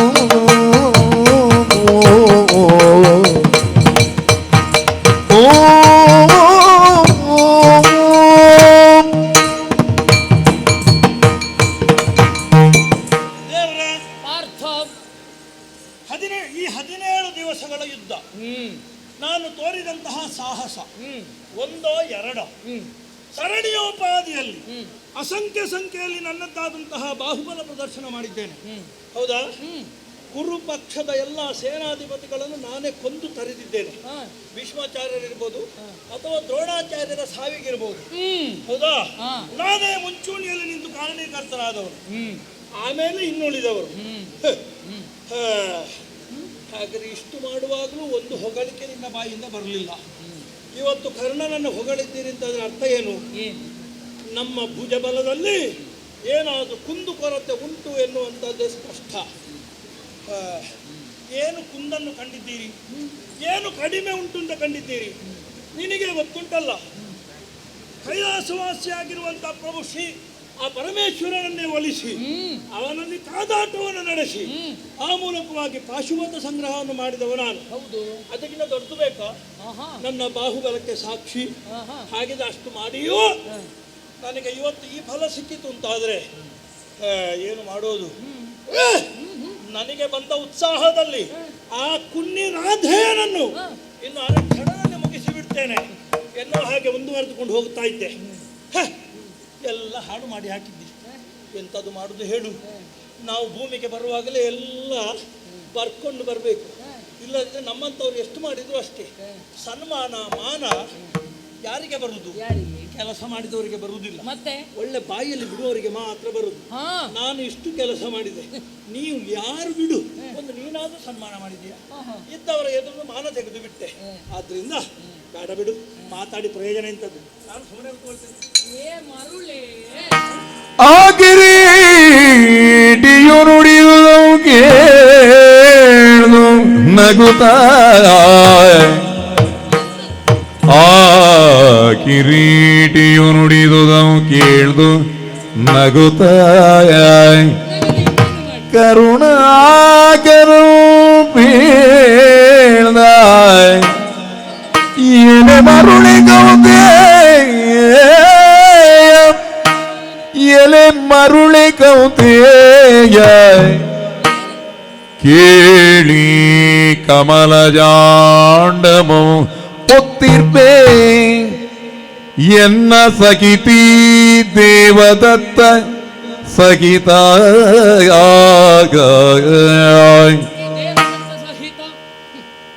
ಆ ಕಿರೀಟಿಯು ನುಡಿಯುವುದಂ ಕೇಳ್ದು ನಗುತ್ತ ಕರುಣಾಕರಂ ಬೀಳ್ದನಿಲಿ ಕೌಂತೆಯ ಮರುಳೆ ಕೇಳಿ ಕಮಲ ಜಂಡವಂ ಪುತ್ತಿರ್ಬಿ ಎಲ್ಲ ಸಗಿತಿ ದೇವದತ್ತ ಸಗಿತ ಈ ಕಪೀಶ್ವರ ಸಕಿತ ಮೀ ಚಾಪ ನೀ ಸಕಿತ ಈ ಕಠಿಣ ರಥವೇ ದೇವರೇ ತತ್ವಗಳು ಬೇಕು ಅವನ ಕುಲು ರಥವರೆಚ್ಚಡಿನಾಯ್ತು ರವಿಜಾತ ಗಿಣಿಗಾಣಿನಿಂದ ರವಿಜಾತ ಗಿಣಿಗಾಣಿನಿಂದ ಆ ಕಿರೀಟಿಯು ನುಡಿದುದಂ ಕೇಳ್ದು ನಗುತ ಕರುಣಾಕರಂ ಬೀಳ್ದ ಎಲೆ ಮರುಳೆ ಕೌಂತೆಯ ಕೇಳಿ ಕಮಲ ಜಾಡಮಂ ಪುತ್ತಿರ್ಬಿ ಎನ್ನ ಸಗಿತಿ ದೇವದತ್ತ ಸಗಿದ ಈ ಕಬೀಶ್ವರ ಸಗಿತ ಮೀ ಚಾಪನಿ ಸಗಿತ ಈ ಕಠಿಣ ರಥವಿಸುವರೇ ತತ್ವಗಳು ಬೇಕು ಅವನ ಗುಣು ರಥವನೆಚ್ಚಡಿನಾಯ್ತು ರವಿಜಾತ ಗಿಣಿಗಾಣಿನಿಂದ ನಗುತ ಕರುಣಾಕರಂ ಬೀಳ್ದ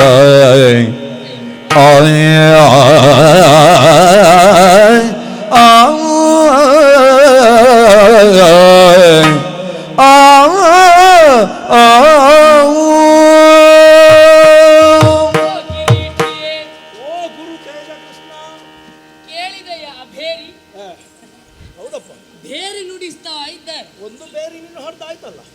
ಆದ್ರೆ ಆ ಭೇರಿಯನ್ನು ಈಗ ಆ ನಿನ್ನ ಬೇರಿಯ ಆ ಒಂದು ಘನಸ್ಥಿಗೆ ಕಡಿಮೆ ಆಗಬೇಕಿದೆ, ಆ ಬೇರಿ ಆಗಬೇಕು ಆಗಬೇಕಷ್ಟೇ. ಆದ್ರೆ ನೀ ಯಾವ ರೀತಿ ಸ್ವೀಕಾರ ಮಾಡ್ತೀನಿ ಅಂತ ನಾನು ಊಹಿಸುವುದಕ್ಕೂ ಸಾಧ್ಯವಾಗದೆ ಹೋಯ್ತಲ್ಲ. ನನಗೆ ಸ್ವೀಕಾರ ಆಗೋದೇ ಬೇಡ. ಪಾರ್ಥ, ಓ ನಿನಗೆ ಕಿರೀಟಿ ಅಂತ ಹೆಸರುಂಟು, ಹೌದು, ಧನಂಜಯ ಅಂತ ಹೆಸರುಂಟು, ದಶನಾಮಧಾರಿ. ಬೇಡ ನನಗೆ ನಂಬಿಸಿದೆ. ಅಲ್ಲ, ಆಡಿದ್ದು ಈ ರೀತಿಯಾಗಿ ದಶನಾಮವನ್ನು ಹೊತ್ತದ್ದು ನೀ ಎಲ್ಲವನ್ನು ಕೇಳಿ ಕೇಳಿ ಕೇಳಿ ಸ್ವೀಕರಿಸಿದ್ದಲ್ಲ ಇದರಲ್ಲಿ. ನಾನು ಸ್ವಾಭಿಮಾನಿ ಅಲ್ವೋ? ಹಾಗಿರುತ್ತಾ ಈ ಕಾಲಕ್ಕಾಗುವಾಗ ಒಂದು ಮಾನವೂ ಇಲ್ಲ, ಒಂದು ಸಮ್ಮಾನವೂ ಇಲ್ಲ ಅಂತ ಕೇಳಿ ಪಡೆದ್ರೆ ಎಷ್ಟಕ್ಕೆ ಅದು ಶಾಶ್ವತ? ನನಗೆ ಬೇಡ ಅಂತ ಮತ್ತೆ ಆಡುವುದು ನಿರೀಕ್ಷೆ ಇಲ್ಲ. ಆದ್ರೆ ನಾವು ಮಾಡಿದ ಕೆಲಸಕ್ಕೆ ಒಂದು ಗುರುತಿಸುವಿಕೆ ಇಲ್ಲ ಅಂತ ಆಯ್ತಲ್ಲ. ಒಂದು ಆಡ್ಲ ಪಾರ್ಥ, ಎಂತದ್ದು? ಯಾವತ್ತಿಗೂ ನೀನು ಆಡುವಂತೆ ಮಾನ ಸಮ್ಮಾನಗಳು ದೊರೆಯುವುದು ಕೇವಲ ಬಾಯಿ ಮಾತು ಗಟ್ಟಿದ್ದವರಿಗೆ ಮಾತ್ರ, ಕೆಲಸ ಮಾಡಿದವರಿಗಿಲ್ಲ ಅಂತ ನೀನು ಆಡುವುದು. ಈಗ ಅದನ್ನು ನೀನು ನಿರೂಪಿಸಿ ತೋರಿಸಿದ್ಯಲ್ಲ. ಯಾವತ್ತಿದ್ದರೂ ನಿನಗೆ ಶಾಶ್ವತವಾದದ್ದು ಬೇಕಾದದ್ದು, ಅಶಾಶ್ವತವಾದದ್ದು ಬೇಕಾಗುವುದು. ನಾನು ಅದಕ್ಕೆಲ್ಲ ಕೇಳಲಿಕ್ಕೆ ಹೋಗುದಿಲ್ಲ. ಮಾನವ ಲೆಕ್ಕದಲ್ಲಿ ನಿನಗೆ ಮಿತಿ ಬೇಕೋ, ಪರಮಾತ್ಮನ ಲೆಕ್ಕದಲ್ಲಿ ನಿನಗೆ ಮಿತಿ ಬೇಕೋ? ಒಂದುಂಟದೆ, ಒಂದು ಹೇಳೋ ದೇವ್ರೆ, ನನ್ನ ಜೊತೆಗೆ ಪರಮಾತ್ಮನೇ ಇರುವಾಗ ಇನ್ನು ಬೇರೆ ಸನ್ಮಾನ ಬೇಕಾ? ಮತ್ತೆ ಹೀಗಿರುತ್ತ ಗೀತಾಮೃತದ ಸಾರವನ್ನು ಉಂಡಂತಹ ನೀನು ಈ ಹೊತ್ತಿಗೆ ಹೀಗೆ ಮಾತಾಡ್ತಿ ಅಂತ ಆಗುವಾಗ ಸ್ವಲ್ಪ ನನಗೆ ನಗು ಬರುವುದಕ್ಕೆ ಪ್ರಾರಂಭ. ಮನುಷ್ಯ ಅಲ್ವಾ? ಮಾನವ ಸಮಾಜದಲ್ಲಿ ಬದುಕುತ್ತಾ ಮಾನವ ಮಿತಿಯಂತೆ ಪ್ರವರ್ತಿಸುತ್ತಾ ನಮ್ಮ ಜೀವನವನ್ನು ನಾವು ಸವೆಸಿದರೆ ಮಾನವನಾಗಿಯೇ ಮಾನವ ತತ್ವದಲ್ಲೇ ಉಳಿಯಬೇಕಾದೀತು. ಆದ್ರೆ ನಮ್ಮ ಸಾಧನೆ ಏನು? ಮಾನವ ತತ್ವವನ್ನು ಮೀರಿ ನಿಂತು ಅಮಾನುಷ ತತ್ವದೆಡೆಗೆ ಸಾಗುತ್ತಾ ಯಾವುದೋ ಒಂದು ಸರ್ವಲೋಕವನ್ನು ನಾವು ಪಡೆಯಬೇಕು ಎನ್ನುವ ಹಾಗಲ್ವೇ ಮೂಲವಾಗಿ ನಾವು ಬಳಿಕ ಉದ್ದೇಶಿಸುವುದು. ಜೀವನದ ಉದ್ದೇಶ ಅದಾಗಿರ್ಬೇಕು. ಮೂಲ ಉದ್ದೇಶವನ್ನು ನೀನಿರಿಸುತ್ತಾ ಇದುವರೆಗೆ ಇದ್ದಿ ಅಂತಾದ್ರೆ ನೀನು ಈ ತೆರನಾಗಿ ಮರುಳು ಮಾತನ್ನಾಡುತ್ತಾ ಇರಲಿಲ್ಲ. ಮರುಳೆ ಕೌಂತೆಯ ಅಂತ ಆಡುವುದು ನಿನಗೆ ಅದಕ್ಕೆ ಹುಚ್ಚುತನ ಆಯ್ತು. ಹುಚ್ಚುತನ ಒಂದೊಂದು ಪ್ರಸಂಗದಲ್ಲಿ ಅಲ್ವಲ್ಲ, ಎಷ್ಟೆಷ್ಟು ಪ್ರಸಂಗದಲ್ಲಿ ನಿನ್ನದೊಂದು ಹುಚ್ಚುತನವನ್ನು ನೀನು ಪ್ರಕಟಿಸುವುದಕ್ಕೆ ಮುಂದಾದ. ಆದ್ರೆ ಒಂದುಂಟು, ಎಲ್ಲ ಕಡೆ ನೀನಿದ್ಯಲ್ಲ, ಈ ಒಂದು ಹುಚ್ಚುತನದಿಂದಲಾಗಿ ಇದುವರೆಗೆ ನೀ ಬದುಕಿದ್ದು ಅಂತ ನಾನು ಆಡುವುದು. ಯಾಕಂದ್ರೆ ಹುಚ್ಚು ಎನ್ನುವುದು ಬೇಕು, ಆ ಹುಚ್ಚಿಗೂ ಒಂದು ಮಿತಿ ಎನ್ನುವುದುಂಟು. ಅಲ್ಲ ಹಾಗಲ್ಲ, ಈಗ ಹುಚ್ಚು ಎನ್ನುವುದು ಯಾವುದರಲ್ಲಿ ಬರುವುದು? ಒಂದು ನಮ್ಮ ಮಾನಸಿಕ ಸ್ಥಿತಿಮಿತಿಯನ್ನು ಕಳೆದುಕೊಂಡವರನ್ನು ಹುಚ್ಚ ಎನ್ನುವ ಹಾಗೆ ಆಡುವುದು ಇದಲ್ಲ. ಇದು ಅಂತಹ ಹುಚ್ಚಲ್ಲ. ನೀ ಮಾಡಿದಂತಹ ಪ್ರತಿಜ್ಞೆಯನ್ನು ಪೂರೈಸುವಲ್ಲಿ ಒಂದೊಮ್ಮೆ ನಿನಗೆ ಅಡ್ಡಿಯಾಯಿತು, ಹಾಗಾಗುವುದು ನಿನಗೊಮ್ಮೆ ಹುಚ್ಚಿಡಿಯುವುದು. ಒಂದು ಕುತೂಹಲ, ಮತ್ತೆ ವೈರಾಗ್ಯ ಹೇಳಿದ್ರೆ ನಿನಗೊಮ್ಮೆ ಅರ್ಜುನ ಸನ್ಯಾಸಿಯಾದಂತಹ ಸಂದರ್ಭ ಅದರಲ್ಲಿ ಲಾಭ ಆಗಿದೆ ಅಲ್ವಾ? ಅದರಲ್ಲಿ ಲಾಭ ಆಗಿದೆ. ಆದ್ರೆ ಅಲ್ಲಿ ಬರದ ನಿನಗೆ ವೈರಾಗ್ಯ ಬಂದದ್ದಲ್ಲ, ಅಲ್ಲಿ ಕಾಮ ಇಟ್ಟುಕೊಂಡೇ ನೀ ಮುಂದೆ ಹೋದ. ಅಲ್ಲಿ ಬಾರದ ವೈರಾಗ್ಯ ಈಗ ಬರುವುದಕ್ಕೆ ಪ್ರಾರಂಭ ಆಯ್ತು. ನಿನಗೆ ಈಗ ಬಂದದ್ದು ಏನು? ನನ್ನನ್ನು ಹೊಗಳಿಲ್ಲ. ಒಂದಾಡ್ಲು ನನ್ನನ್ನು ಹೊಗಳಿಲ್ಲ ಅಂತಲ್ಲ, ನನ್ನ ಎದುರು ಅವನನ್ನು ಹೊಗಳಿದ್ಯಲ್ಲ, ಅವನು ಹೊಗಳಿಕೆಗೆ ಪಾತ್ರನೇ ಅಲ್ಲ. ಅದರ ಅರ್ಥ ನೀ ಕಡಿಮೆ ಎಂದಲ್ಲ. ಮತ್ತೊಂದಾಡ್ಲ, ಏನು ಗುಣಕ್ಕೆ ಮತ್ಸರ ಇರಬಾರ್ದು. ಈಗ ಅವನ ರಥವನ್ನು ನೀ ಹಾರಿಸುವುದು ದೊಡ್ಡದೇನು ಘನವೇ ಅಲ್ಲ. ಹಾಗೆ ನಾನು ಮಾಡಿದ್ದು ಎಂತದ್ದು ಅಲ್ವಾ? ಅಲ್ಲ ಹಾಗಲ್ಲ. ಯಾಕಂತ ಹೇಳಿದ್ರೆ ಕರ್ಣನ ಆ ರಥವನ್ನು ಸೃಷ್ಟಿ ಮಾಡಿದವರು ಯಾರು? ಯಾವನೋ ಒಬ್ಬ ಯಾವುದೋ ಒಬ್ಬ ಬಡಗಿ ಸೃಷ್ಟಿ ಮಾಡಿದ ಎಂದ ಕ್ಷಣವೇ ಅದರಲ್ಲಿ ವಿಶೇಷತೆಯನ್ನು ನೀ ಕಾಣುವುದಕ್ಕೆ ಸಾಧ್ಯತೆ ಉಂಟು? ಸ್ವಲ್ಪ ಹೂ ಅಲಂಕಾರ ಆಗಿದೆ ಅಷ್ಟೇ ಅಲ್ವಾ? ಅದೇ ವಿಶೇಷತೆ ಹೊರತಾಗಿ ನಿನ್ನ ರಥವನ್ನೊಮ್ಮೆ ನೀನೇ ಆಲೋಚನೆ ಮಾಡು. ಎಂತಹ ರಥವಿದು? ಅದು ವೈಶಿಷ್ಟ್ಯಪೂರ್ಣವಾಗಿ ಪಾಂಡವನ ದಹನ ಸಂದರ್ಭದಲ್ಲಿ ನಿನಗೆ ಅಗ್ನಿದತ್ತವಾದಂತಹ ರಥವಿದು. ಈ ರಥ ಸಾಮಾನ್ಯವಾದುದೇ ಹೇಳು ಆಗುವುದಿಲ್ಲ. ದೇವದತ್ತವಾದ ರಥ ಜೊತೆಗೆ ದೇವದತ್ತ ಎನ್ನುವಂತಹ ಶಂಖ ಅದನ್ನು ಧರಿಸಿಕೊಂಡು ನಾವಿರುವವು. ಅದರ ಜೊತೆಯಾಗಿ ನನ್ನ ಪಾಂಚಜನ್ಯ ಎನ್ನುವಂತಹ ಶಂಖವು ಲೌಕಿಕವಾದಂತಹ ಶಂಖದಿಂದ ವಿಭಿನ್ನವಾದದ್ದೇ ಈ ಶಂಖಗಳು. ಯಾವನೇ ಒಬ್ಬನ ಹೃದಯದಲ್ಲಿ ಪಾರಲೌಕಿಕವಾದಂತಹ ಭಾವವನ್ನು ಮೂಡಿಸುವಂತಹ ಶಂಖ. ನೀ ಹಿಡಿದಂತಹ ಆಯುಧ ಗಾಂಧೀವಿ ಭೂಮಿ ಮಣ ತೂಕದ್ದು ಅಂತ ಆಡುವುದು. ಹಾಗಾದ್ರೆ ಭಾರ ಎಷ್ಟಾಯಿತು ಆಲೋಚಿಸು. ಮತ್ತೆ ನಮ್ಮ ಧ್ವಜದ ತುದಿಯನ್ನೊಮ್ಮೆ ಗಮನಿಸು. ಹನುಮಂತ ಕಪಿಧ್ವಜ ಕಪೀಶ್ವರ ಸಹಿತಲಿ ಈ ಬ್ರಹ್ಮಾಂಡವನ್ನೇ ಹೊತ್ತಂತಹ ನಾನು ಬಾಲ್ಯದಲ್ಲಿ ತಾಯಿಗೆ ಮೂಜಗವನ್ನೇ ಬಾಯಿ ತೆರೆದು ತೋರಿಸಿದ್ದೇನೆ ಎನ್ನುವ ಹಾಗೆ ಆಡುವುದಾದ್ರೆ ಆ ಬ್ರಹ್ಮಾಂಡ ಕೋಟಿಯನ್ನೇ ಬ್ರಹ್ಮಾಂಡ ಬಾಂಡೋದರನಾಗಿ ಈ ರಥದಲ್ಲಿ ನಾ ಏರಿದ್ದೇನೆ ಎಂದಾದ್ರೆ ಭಾರ ಎಷ್ಟಾಯಿತು? ಸಾಮಾನ್ಯವಾದಂತಹ ಒಂದು ಆಯುಧಕ್ಕೆ ನಮ್ಮ ಈ ರಥವನ್ನು ಹಿಂದೆ ಸರಿಸುವುದಕ್ಕಾಗ್ತದೆ ಅಂತಾದರೆ, ಹಿಂದೆ ಹೋಗದ ರಥವನ್ನು ಹಿಂದೆ ಸರಿಸ್ತಾನೆ ಅಂತಾದರೆ ಅವನ ಪೌರುಷ ಎಷ್ಟು ಅಂತ ನೀ ಆಲೋಚನೆ ಮಾಡು. ಅದಕ್ಕಾಗಿ ಹೊಗಳಿದ್ದೇನೆ. ಮತ್ತೆ ಯಥಾರ್ಥವನ್ನು ನೀನು ಅರ್ಥ ಮಾಡಿಕೊ. ಯಾಕಾಗಿ ಹೊಗಳಿರಬಹುದು? ಏನು ಒಂದು ಉದಾಹರಣೆ ಕೊಡ್ತೇನೆ. ಆನೆಯಲ್ಲಿ ದೇವರನ್ನು ಹೊತ್ತುಕೊಂಡು ಹೋಗುತ್ತಾರೆ. ಹೌದು. ಆನೆ ದೊಡ್ಡದೋ ಅಂಕುಶ ದೊಡ್ಡದೋ? ಅಲ್ಲ, ಗಾತ್ರದಲ್ಲಿ ಆನೆ ದೊಡ್ಡದು ಅಲ್ವಾ? ಹಾಗಾದ್ರೆ ಅಲ್ಲಿ ನಾವು ಬೆಲೆ ಕೊಡುವುದು ಯಾವುದಕ್ಕೆ? ನಿಯಂತ್ರಿಸಬೇಕಾದ ಅಂಕುಶ ಬೇಕು. ಹಾಗಾದ್ರೆ ಎಲ್ಲರೂ ಕಾಣುವುದಕ್ಕೆ ಅಂಕುಶ ಇರುವುದೋ, ಆನೆ ಹೊತ್ತಂತಹ ದೇವರಿರುವುದೋ? ಎಲ್ಲರೂ ಕಾಣುವುದಕ್ಕೆ ದೇವರು ಅಲ್ವಾ? ಬೆಲೆ ಯಾವುದಕ್ಕೆ ಅಂತ ಆಲೋಚನೆ ಮಾಡು. ಹಿಡಿದುಕೋ ನಿನ್ನ ಆಯುಧ, ಹೂಡುಬಾಣ ನೋಡು. ಹೌದಾ? ದೇವರೇ, ಈಗ ನೀನು ನನಗೆ ಗುರುವಾಗಿಯೂ ದೇವನಾಗಿಯೂ ತೇಜೋಪೂರ್ಣನಾಗಿಯೂ ಸಂಗೊಳಿಸುವ ಕೃಷ್ಣ. ಆದ್ದರಿಂದ ಇದಾ ಧರಿಸ್ತೇನೆ.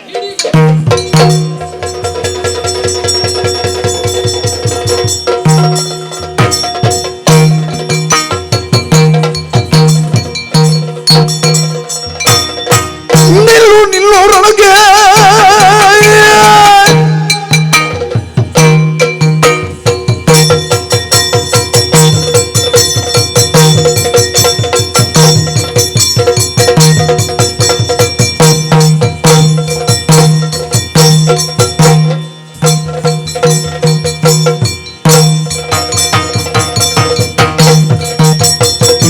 ನಿಲ್ಲೋರೊಳಗೆ ಮಲ್ಲದನವ ನಿಲ್ಲಿಸೋತೀಗ ಅಲ್ಲ ಮರಿವೆ ನಿಲ್ಲಿಸ ಸರ್ವಜಲ್ಲೆ ಅವಿಜರು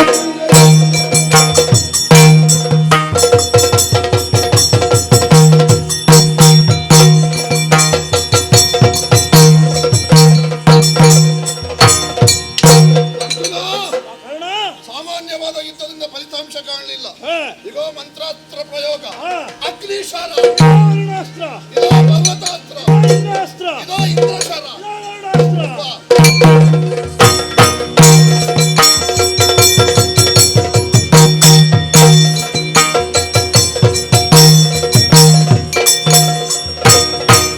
ಹಂಗಾರು ಕೇಳಿದ್ದು ಸಮರವೇ ನಿಂದು ಕಾದಿದ ರಮವಾಂಗೆ ತ್ರಿಭುವನ ಕಂದಿ ಹೋಯ್ತವರೆತ್ಯದಿವ್ಯಾಸ್ತ್ರಗಳ ಹೋಯ್ಲಿನಲ್ಲಿ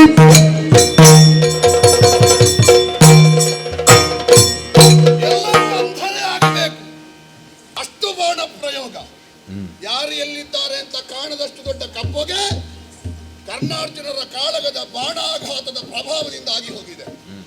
ಆದರೆ ಯುದ್ಧ ಮುಂದುವರಿಯುತ್ತಾ ಇರುವ ಹಾಗೆ ನಮ್ಮ ಬತ್ತಳಿಕೆ, ಅರ್ಜುನನ ಬತ್ತಳಿಕೆ ಹಾಗಲ್ಲವಲ್ಲ. ಅಲ್ಲಿ ಬರಿದಾಗುವುದಿಲ್ಲ, ಎರಡೆರಡು ಬತ್ತಳಿಕೆಯೂ ತುಂಬಿಯೇ ಇರ್ತದೆ. ನಮ್ಮದು ಹಾಗಲ್ಲ, ಬರಿದಾಗುವ ಲಕ್ಷಣ ಕಾಣ್ತಾ ಉಂಟು. ಗುರುಗಳಾದ ಪರಶುರಾಮನನ್ನು ಮನಸ್ಸಿನಲ್ಲಿ ಧ್ಯಾನಿಸಿದ್ದೇನೆ. ಒಮ್ಮೆ ಮೂಡಿಗೆ ಆಳಕ್ಕೆ ಕಾಯುತ್ತೇನೆ. ಪಾಂಡು ತನು ಜಯ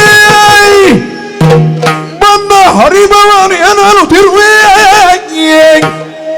ಅಂದು ಭುಜಗಾತ್ರವನ್ನು ಕೈಗೊಂಡುಳಿದನ ಕರ್ಣ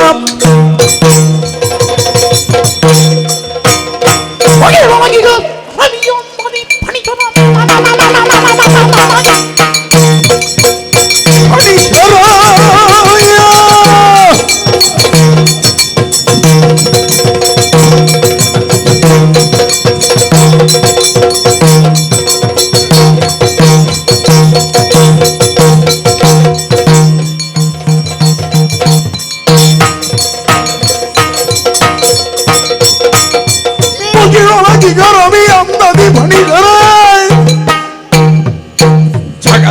ಸುತ್ತ ಮೊಳೆಯೇ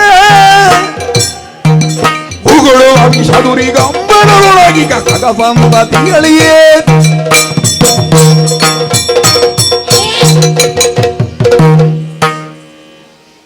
ನನಗೆ ಕೈಗೆ ಬರುವಾಗಲೇ ಗೊತ್ತಾಯ್ತು ಈಗ ತಲೆ ಉಳಿಯುವುದಿಲ್ಲ ಅಂತ. ಏನು ಪ್ರಭಾವ, ಏನು ಪ್ರಭಾವ! ಮುಗಿಲೊಳಗಿನ ರವಿ ಎಂದದಿ ಫಣಿಷರ ಜಗ ಜಗಿಸುತ್ತ ಪೊಳೆ ಸೋಲಿನ ಕತ್ತಲೆಯನ್ನು ಹೋಗಲಾಡಿಸುವ ಜಯ ಸೂರ್ಯ. ನಮಗೆ ಯಾವ ಅಂಗ ಉಂಟು ಇಲ್ಲ ಅಂತ ವಿಷಯ ಅಲ್ಲ, ಬಂದದ್ದೆಲ್ಲಿ ಅಂತ ವಿಶ್ವಾಸ, ಇಲ್ಲಿಂದ ಅಂತ ವಿಶ್ವಾಸ. ನೋಡಿ, ಅವ ಹೋದ ಅಂತ ಎಲ್ಲರೂ ತಲೆ ಚಚ್ಚಿ ಹೋಗ್ತಾ ಇದ್ದಾರೆ. ಒಮ್ಮೆಲೆ ಬಿಡುವುದಾ? ಒಟ್ಟು ತಿನ್ನುವುದಕ್ಕೆ ಮುಕ್ಕುವುದು ಉದ್ದೇಶರು. ಉಣ್ಣಬೇಕಾದ್ರೆ ಒಂದೊಂದು ವ್ಯಂಜನವನ್ನು ಅನುಭವಿಸಿ ಉಣ್ಣಬೇಕು. ಯಾರಲ್ಲಿ ಹೇಳುವುದು?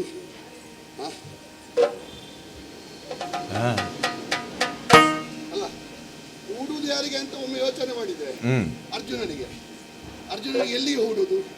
ಅವನಿಗೆ ಬೇರೆ ಶಬ್ದವೇ ಸಿಗುವುದಿಲ್ಲ. ಎಲ್ಲವ ಸೂತನ ಮಗನೇ, ಅವನ ಸ್ವರ ಬೀಳಬೇಕು. ಕೊರಳನ್ನೇ ಲಕ್ಷಿಸಿ ಆಡಂಬರದೊಳಗ ಬಾಣದ ಗುರಿ ನೋಡಿ ನರನ ಕಳಕೆ, ಗುರಿ ನೋಡಿ ನರನ ಕಳಕೆ. ಕೂಡುತ್ತ ಶಲ್ಯನ ಕಂಡರ್ಗದೆ, ಕೂಡುತ್ತ ಶಲ್ಯನ ಕಂಡರ್ಗದೆ ಮಾತಾಡಿದ ಮಕ್ಕಳಿಗೆ.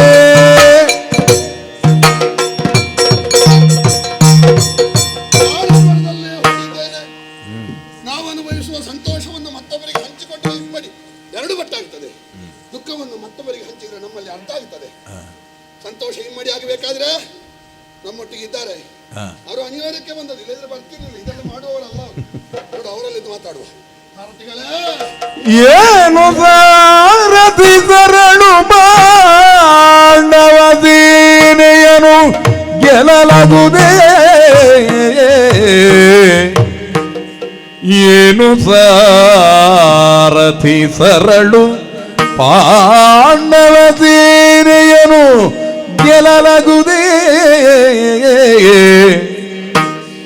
ಪಾರ್ಥನ ಮಾನಿನಿಗೆ ವೈಧವ್ಯ ದೀಕ್ಷಾ ವಿಧಿಯ ಕೊಡಬಹುದೇ?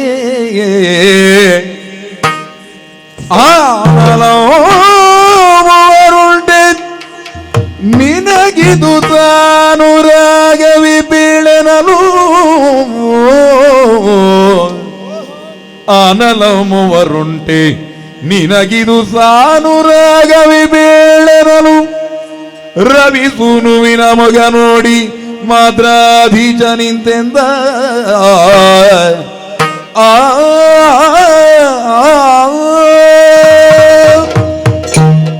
ಸಾರಥಿ ಬರೇ ಸಾರಥಿ ಅಲ್ಲ, ಸಾರಥಿಯಾಗಿ ಬಂದದ್ದಿದ್ರು ಮಹಾ ಬಲನಾಗಿ. ಬಲದಳು ಮಾದ್ರೇಶ ಎನ್ನುವ ಬಿರುದು ಪಡೆದಂತಹ ದೊಡ್ಡಸ್ತಿಗೆ ಹೌದು ನಿನ್ನಲ್ಲಿ ಇರುತ್ತಾ ಬಂದಿದ್ದಿ ಎಂದಾದ್ರೆ ನಮ್ಮ ಪಕ್ಷದ ಜಯ.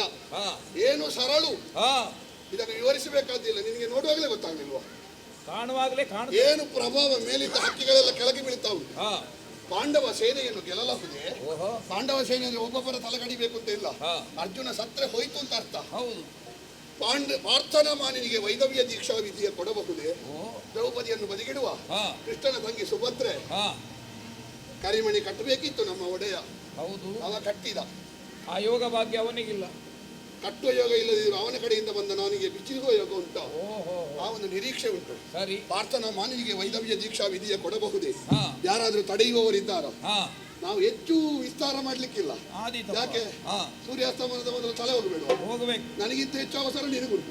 ಕೊಡು, ಹೇಳೊಮ್ಮೆ. ನೀನು ಯಾರು ಎನ್ನುವ ಹಾಗೆ ನೋಡ್ತಾ ಇದ್ದೆ. ಎಲೆ ಭಾನು ಜಾತ ಕೇಳಸ್ತ್ರದ ನೆಲೆಯನು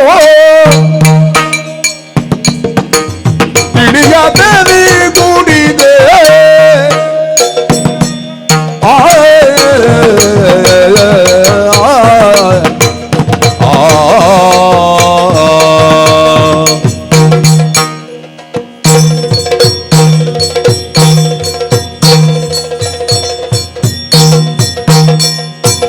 ಎಲೆ ಭಾನು ಜಾತ ಕೇಳಸ್ತ್ರದ ನೆಲೆಯನು ತಿಳಿಯದೆ ನೀ ಗೂಡಿದೆ. ನಳಿನಾಕ್ಷನಾಥನ ರಥದೊಳಗಿರೆ ನಳಿನಾಕ್ಷನಾಥನ ರಥದೊಳಗಿರೆ ನಿನ್ನ ಗೆಲುವರೆ ಬಿಡುವನೆ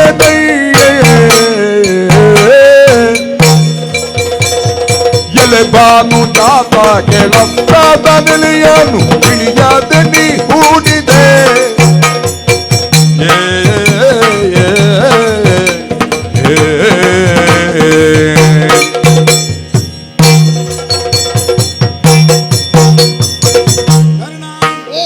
ಪ್ರಖರವಾದಂತಹ ಪ್ರಭೆಯನ್ನು ಪ್ರಪಂಚಕ್ಕೆ ಪ್ರಕರ್ಷಿಸುವ ಭಗವಾನ್ ಭಾನುದೇವನ ಎರಡು ಗಂಡು ಸಂತತಿಗಳು, ಒಬ್ಬ ಯಮ ಇನ್ನೊಬ್ಬ ಶನಿ, ಪ್ರಸಿದ್ಧರಾದವರವರು. ಹಾಗಾಗಿ ಯಮನ ನಿಯಮ, ಶನಿಯ ಸೇಡು, ಇದು ಎರಡೂ ಕೂಡ ಲೋಕ ಪ್ರಸಿದ್ಧವಾದದ್ದೇ. ಹೌದು.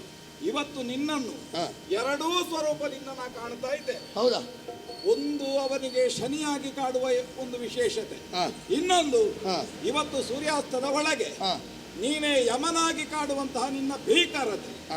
ಆದ್ದರಿಂದ ಅನ್ವರ್ಥವಾಗಿ ನಿನ್ನನ್ನು ಭಾನುಜಾತ ಅಂತ ಕರೆದ. ಹೆಚ್ಚಿನವರಲ್ಲಿ ಯಮ ಶನಿ ಇರ್ತಾರೆ. ಹೌದು.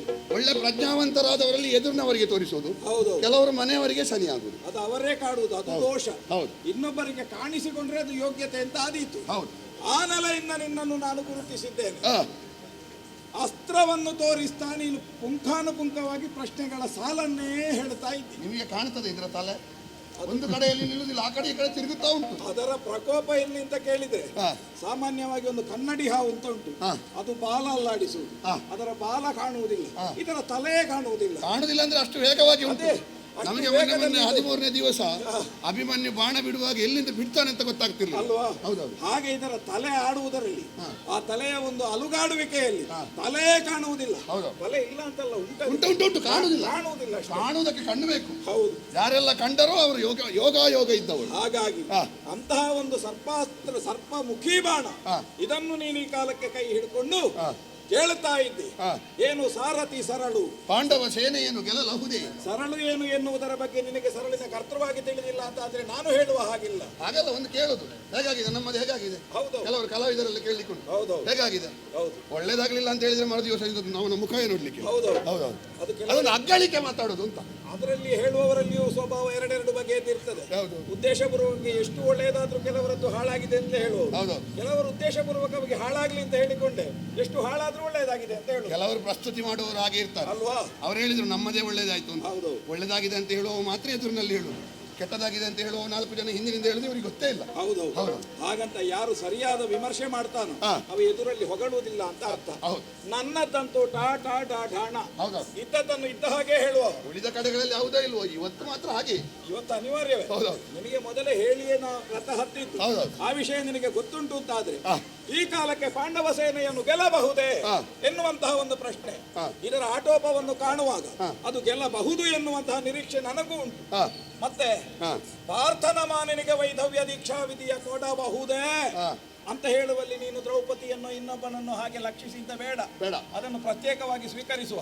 ಜಯಲಲನೆಯನ್ನು ಇವತ್ತು ಪತಿ ಅಂತ ಹೇಳಿಕೊಂಡು ನಾನು ಅವಳಿಗೆ ಪತಿ ಅಂತ ಹೇಳಿಕೊಳ್ಳುವಂತಹ ಅವನ ಕೈಯಿಂದ ನಿನ್ನ ಜಂಗೆಗೆ ಜಾರುವ ಹಾಗೆ ಅವಳಿಗೆ ಒಂದು ವೈಧವ್ಯ ಯೋಗ ಆ ಜಯಲಲನೆಗೆ ತರುವಂತಹ ಒಂದು ಸ್ಥಿತಿ ಉಂಟು ಅಂತ ಆಲೋಚನೆ ಮಾಡುವ. ನಿಜವಾಗಿ ಅರ್ಥದ ಒಳಗೆ ನೋಡಿದ್ರೆ ಜಯಲಲನೆಗೆ ಒಂದು ವೈಧವ್ಯ ಅಂತ ಬರ್ಲಿಕ್ಕಿಲ್ಲ. ಯಾಕೆ?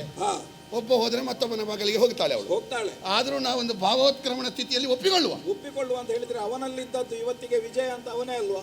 ನಾನೇ ಗಂಡಂತ ಉಬ್ಬಿದ್ದಾನಲ್ಲ, ಅದನ್ನ ಅನ್ವರ್ಥವಾಗಿ ನಾ ಹೇಳಿದ್ದೆ. ಸರಿ. ಆಮೇಲೆ ನನಗೆ ಸಾನುರಾಗವೇ, ನಿನಗೆ ಸಾನುರಾಗವ, ಆನಲಮ್ಮುವರುಂಟೆ ಅಂತ ಹೇಳುವಂತಹ ಪ್ರಶ್ನೆಗೂ ಅಷ್ಟೇ ಸತ್ಯಕ್ಕೆ ಉತ್ತರ ಇಲ್ಲ ನನ್ನಲ್ಲಿ. ಕಾಣುವಾಗ ಯಾರು ಇಲ್ಲ ಅಂತ ಹೇಳಬೇಕಷ್ಟೇ. ಆದರೆ ಆನಲಮ್ಮುವರುಂಟೆ ಎನ್ನುವ ಒಂದು ಪ್ರಶ್ನೆ ಕೇಳಿದ್ಯಲ್ಲ, ನಿನಗಿದು ಸಾನುರಾಗವೇ ಅಂತ ಅದನ್ನು ಒತ್ತಿ ಮತ್ತೆ ದೃಢೀಕರಿಸಿ ಮುಂದೊಂದು ಪ್ರಶ್ನೆ ಕೇಳಿದೆಯಲ್ಲ, ನನಗಿದು ಸಾನುರಾಗವೇ ಅಂತ ನಾ ಹೇಳಬೇಕಿದ್ರೆ ಸ್ವಲ್ಪ ವಿಮರ್ಶೆ ಮಾಡಬೇಕಾಗ್ತದೆ. ಸಾಮಾನ್ಯವಾದ ಯುದ್ಧ ಅಲ್ಲ ಇದು, ಕುರುಕ್ಷೇತ್ರದ ಯುದ್ಧ. ಇದಿರುಚುವನ್ ಹರಿಗನ್ ಭಾರತಂ ಕಲಹಂ. ಈ ಕಾರಣಕ್ಕಾಗಿ ಹೇಳ್ತಾ ಇದ್ದೇನೆ, ಉಳಿದವರಿಗೆ ಹೂಡಿದ ಹಾಗೆ ಇವನಿಗೆ ಹೂಡಿದರೆ ಪರಿಣಾಮ ನೀನು ಲಕ್ಷಿತವಾದದ್ದು ಸಾಧಿತ ಆಗುವುದಿಲ್ಲ. ಇದು ನೀವು ಏನಾದರೂ ಪ್ರಮಾಣ ಇಟ್ಟುಕೊಂಡು ಹೇಳುವುದಲ್ಲ, ವಿಕ್ರಮಾರ್ಜುನ ವಿಜಯದಿಂದ ಹೇಳುವುದು? ಯಾವುದೂ ಅಲ್ಲ, ವಿಕ್ರಮಾರ್ಜುನ ವಿಜಯ ಆಗಬಾರದು. ಆಗುವುದಿದ್ರೆ ಕರ್ಣ ವಿಜಯವೇ ಆಗಲಿ. ಹಾಗಾಗಿ ಹೇಳ್ತಾ ಇದ್ದೇನೆ, ನಿನ್ನ ಲಕ್ಷ್ಯವನ್ನೊಮ್ಮೆ ನಾ ಕಂಡ್ರೆ ಎಲ್ಲಿಗಿಟ್ಟಿದ್ದಿ ನೀನು? ಕೊರಳಿಗೆ ಕಿಡಿದರೆ ಮಕುಟಕ್ಕೆ ತಾಗುವುದು. ಓ,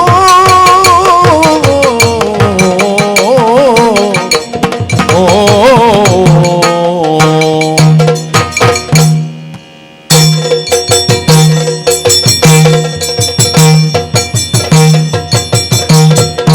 ಕೊರಳಿಗೆ ಗಿಡಿದರೆ ಮಕುಟಕ್ಕೆ ತಾಗುವುದು.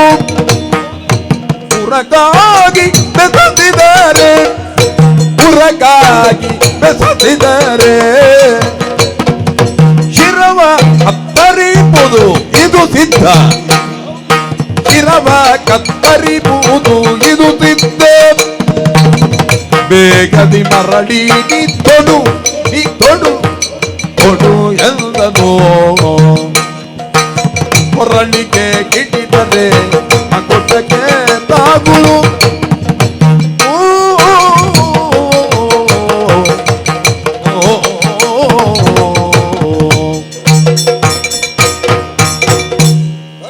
ಓ ಕೊರಳಿಗೆ ಹಿಡಿದು ಹಾ ಕೊರಳನ್ನೇ ಲಕ್ಷ್ಯವಾಗಿಸಿ ಹಾ ಕೊರಳೊಂದು ಪ್ರಧಾನ ಮರ್ಮಾಂಗ ಎನ್ನುವುದನ್ನು ತಿಳಿದು ಹಾ ಅದನ್ನೇ ಲಕ್ಷಿಸಿ ಅವನ ಕೊರಳರೀತೇನೆ ಅಂತ ಗುರಿ ಇಟ್ಟಿದ್ದು. ಹೌದು ಆದರೆ ಹಾ ಉಳಿದ ಯಾವುದೇ ಒಬ್ಬ ಯೋಧನಿಗೆ ನೀನು ಇದಿರಾಗಿ ಇಂತಹ ಒಂದು ಗುರಿಯನ್ನು ಇರಿಸಿದ್ರೆ ಹಾ ಆಕ್ಷೇಪವೇ ಇರಲಿಲ್ಲ. ಹಾ ಆದರೆ ಹಾ ಇಲ್ಲಿ ನಿನ್ನ ಗುರಿ ಎನ್ನುವುದು ನಿಷ್ಫಲವಾಗುತ್ತದೆ. ಹಾ ಇದನ್ನು ನಿಸ್ಸಂದೇಹವಾಗಿ ನಾ ಹೇಳಬಲ್ಲೆ. ಛೇ, ಅದೆಲ್ಲ ನನಗೆ ನಂಬಿಕೆ ಉಂಟು. ಯಾಕೆ ಹಾ ಬಹುಶಃ ವರ್ತಮಾನದಲ್ಲಿ ನಮ್ಮ ಪಕ್ಷದಲ್ಲಿ ಹಾ. ಲಕ್ಷಭೇದನದಲ್ಲಿ ನನ್ನಷ್ಟು ಒಂದು ಸಿದ್ಧಿ ಇದ್ದವ ಯಾರೂ ಇಲ್ಲ. ಹೌದು, ನಾನು ಹೇಳಿಕೊಳ್ಳುವುದಲ್ಲ, ಹಾ. ಮೊನ್ನೆ ದ್ರೋಣಾಚಾರ್ಯರೇ ಹೇಳಿದ್ದಾರೆ. ಹಾ.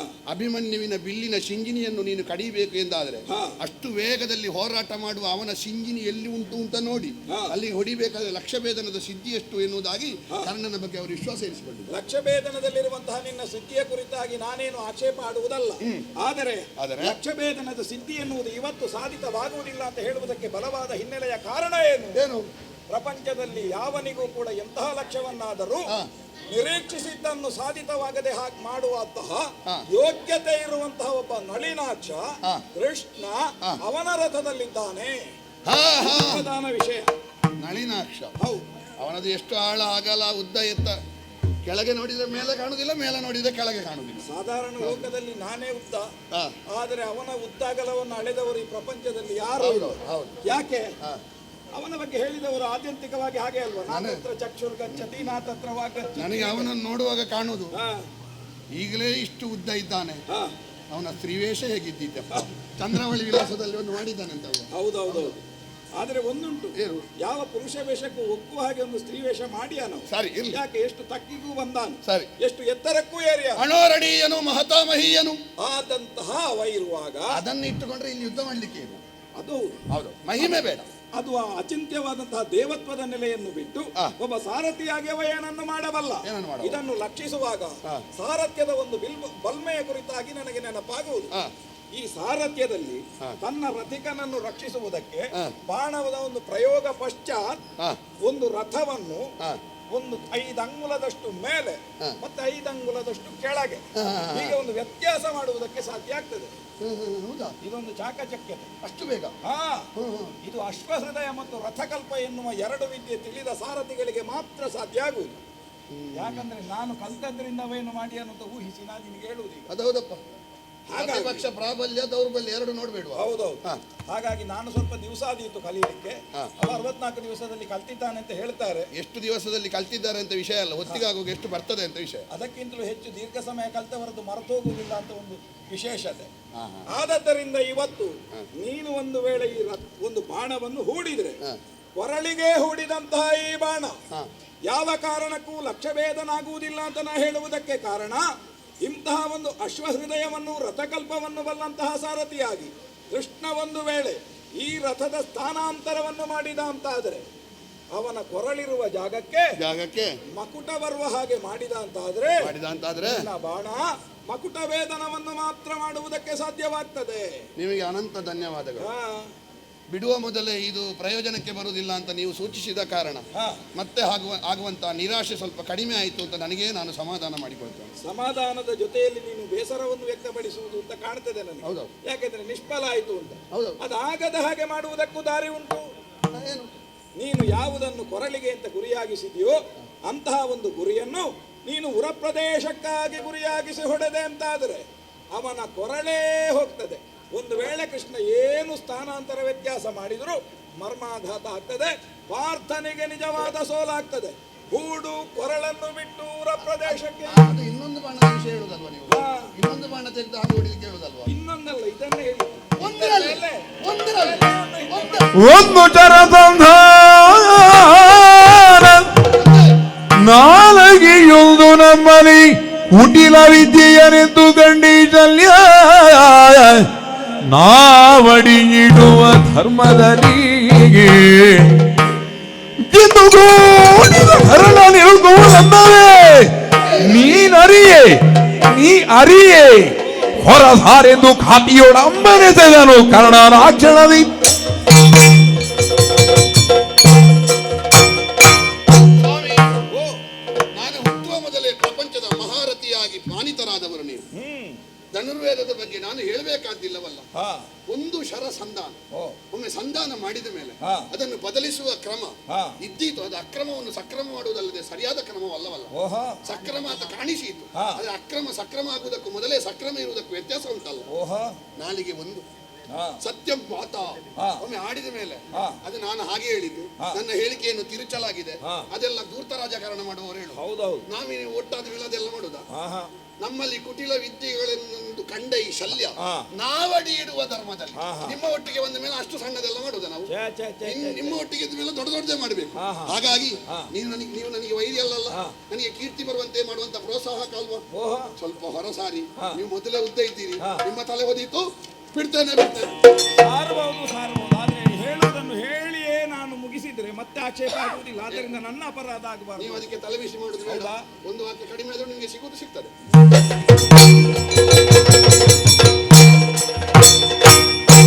ಪಾರ್ಥನ ಚಿರಬದು ತಪ್ಪಲು ಕಂಡು ನಿರರ್ಥಕವಾಯ್ತೆನುತಾತರವೋ ನಿರರ್ಥಕವಾಯ್ತೆನುತಾತರವೋ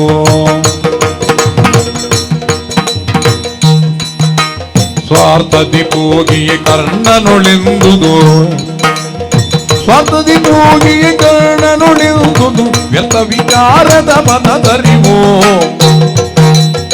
ಪಾತನ ಚಿರಬದು ತಪ್ಪಲು ಕಂಡು ನಿರರ್ಥಕವಾಗಿ ನುತಾಚರವು ಚರವೋ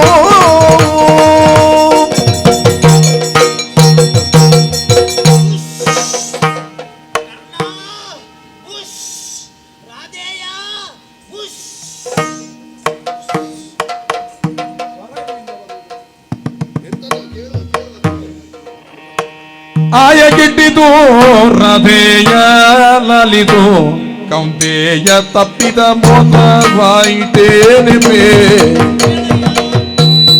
ಆಯ ಗಿಟ್ಟಿತು ರಾಧೆಯ ಲಾಲಿತು ಕೌಂತೆಯ ತಪ್ಪಿದ ಮೋಸವಾಯಿತೇನೆಂಬೆ ಪ್ರಿಯದೊಳೊಮ್ಮೆ ವಜ್ರಾಯುಧ ಸುತನಲ್ಲಿ ಪ್ರಿಯದೊಳೊಮ್ಮೆ ವಜ್ರಾಯುಧ ಸುತನಲ್ಲಿ ನೀಯಲ್ಲ ಕಳುಕಲು ನೋಯಿಸಿ ಬಿಡುವೆನು ಆಯ ಕೆಟ್ಟಿತು ರಾಧೆಯ ಲಾಲಿತು ಕೌಂತೆಯ ತಪ್ಪಿದ ಮೋಸವಾಯಿತೇನೆಂಬೆ ನಾಯ ಕೆಟ್ಟಿತು ರಾಧೆಯ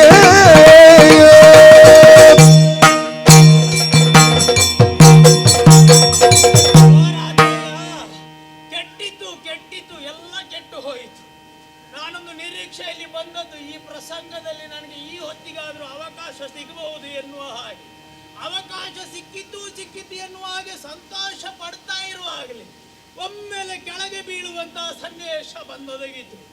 ಆಯ ಕೆಟ್ಟಿದ್ದು ರಾಧೇಯ, ಹಾಗಾಗಿ ಹೇಳ್ತಾ ಇದ್ದೇನೆ, ಒಮ್ಮೆ ಹೋದ್ರೆ ಹೋಗ್ಲಿ, ಇಗೋ ನಿನ್ನ ಬಳಿಗೆ ಮತ್ತೊಮ್ಮೆ ಬಂದಿದ್ದೇನೆ. ನನ್ನನ್ನು ಹೂಡು, ಆ ವಜ್ರಾಯುಧರ ಸುತನನ್ನು ನಾನು ಕೊಂದು ಬಿಡ್ತೇನೆ. ಎನಲು ನೋಡುತ್ತ ಕರ್ಣ ಮನದೋಳತ್ತರಿಗೊಂಡು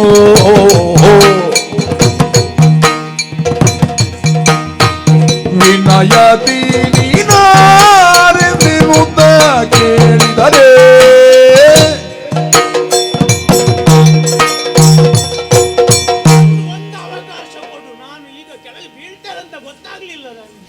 ನೀನು ಆ ಕಡೆಯಿಂದ ಬಂದದ್ದ? ಯಾಕೆ ಮಂಡಿ ಚಲನೆ ಉಂಟು.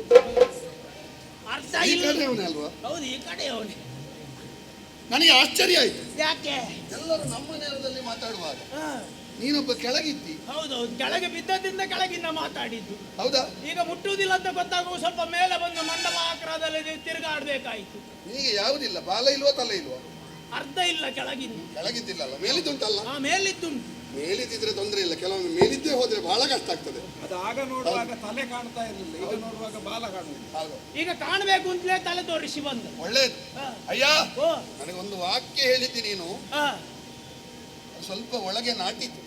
ಹೌದಾ? ಯಾವುದು? ಎಂತದ್ದು ಕೇಳಿತು, ತಪ್ಪಿದ ಕೌಂತೆಯ ಅಂತ. ಆಯ ತಪ್ಪಿತು.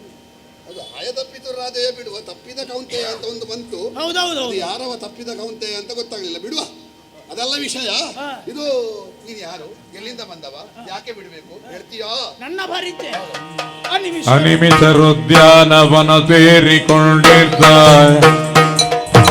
ಘನದತ್ತೇನ ತಪ್ಪನು ತಾನಂದಿನದಿ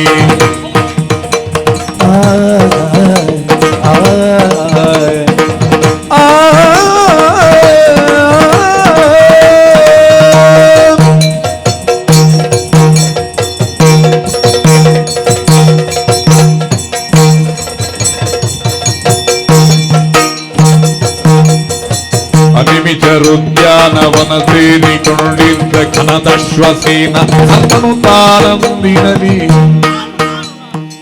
ಬೃಹುತತುತನದ ನುರಿತುವ ಸಮಯದೋ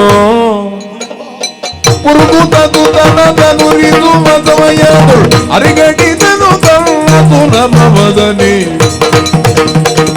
ಅನಿಮಿಷರುದ್ಯಾನವನ ಸೇರಿಕೊಂಡಿದ್ದ ಘನದಶ್ವಸೇನ ತಪ್ಪನು ತಾನಂದಿನದಿ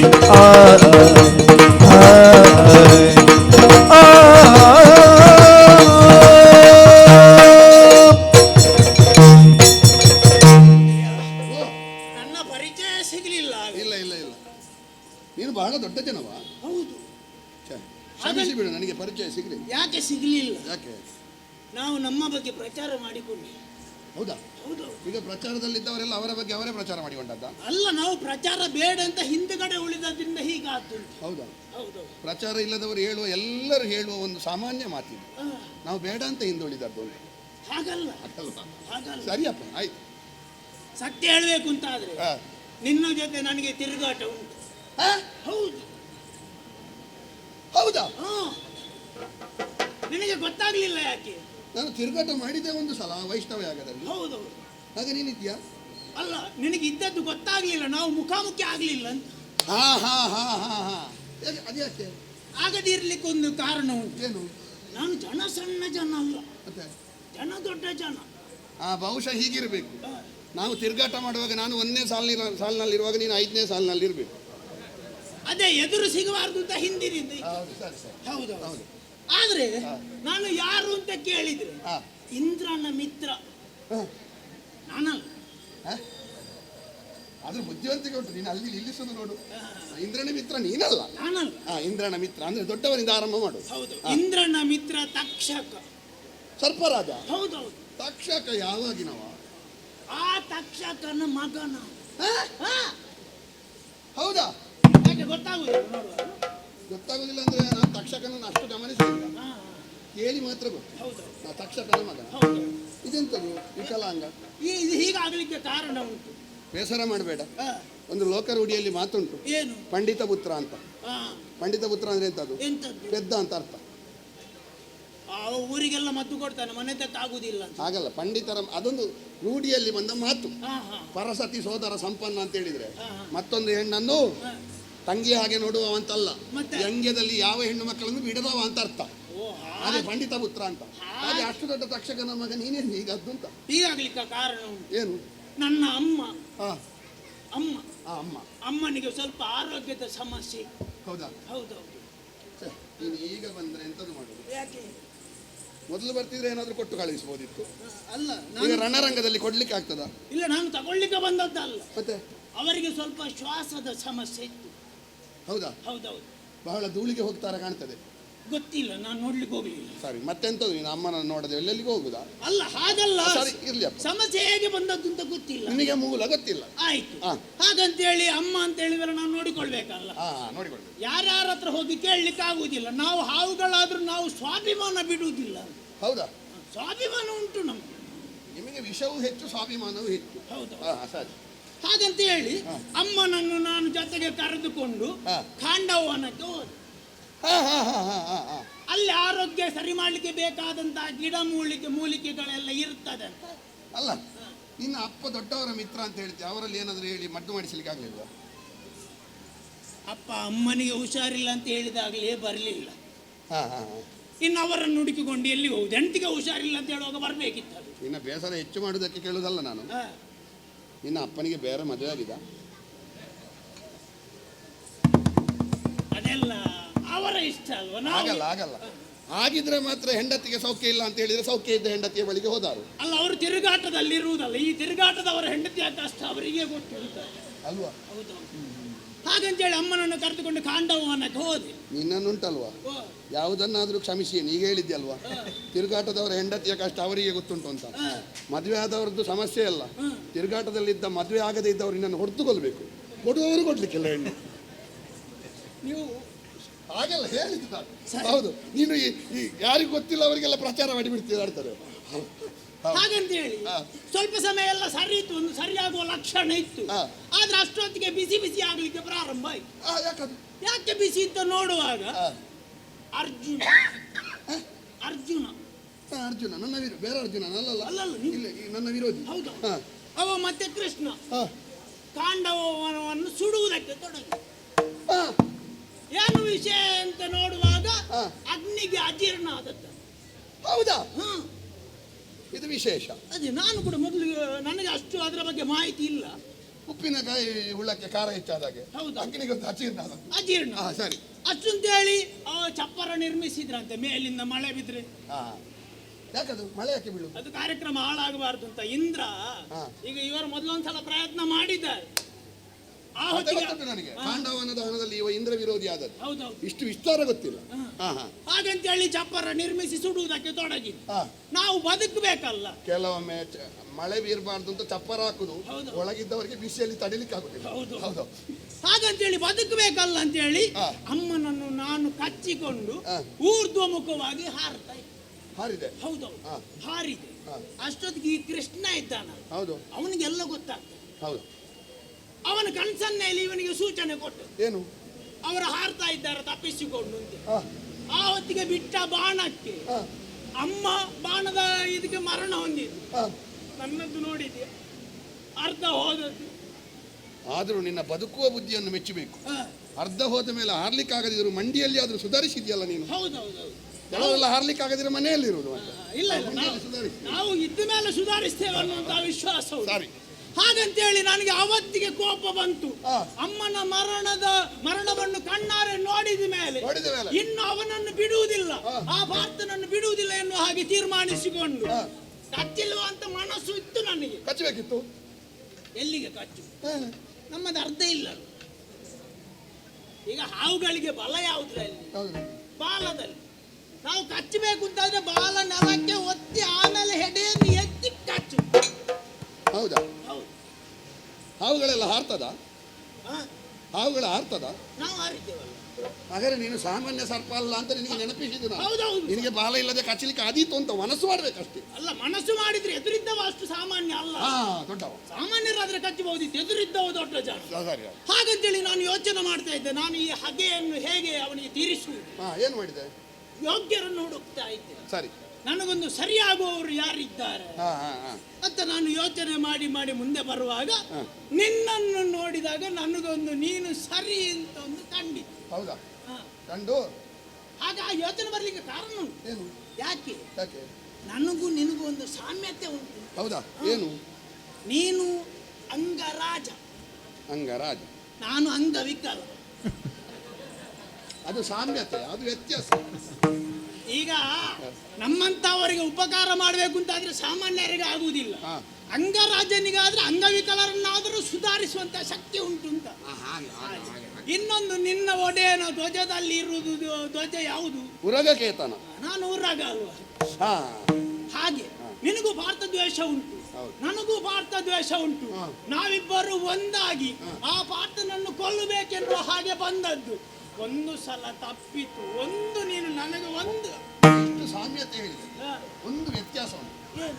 ನನಗೆ ತಲೆ ಸರಿ ಉಂಟು, ನಿನಗೆ ಇಲ್ಲ ಪಾಪಿ. ಕೇಳಿ ಕರ್ಣನು ಕನಲು ನೆಲದ ನಿವಾಳಿ ನಿನ್ನಯ ಬರುಕಿನಿಂದಲೇ ಅರಿವಧೆಯ ನೆಸಗುವನಲ್ಲ ಕಾಣಗವಿ ಹೋಗೇನು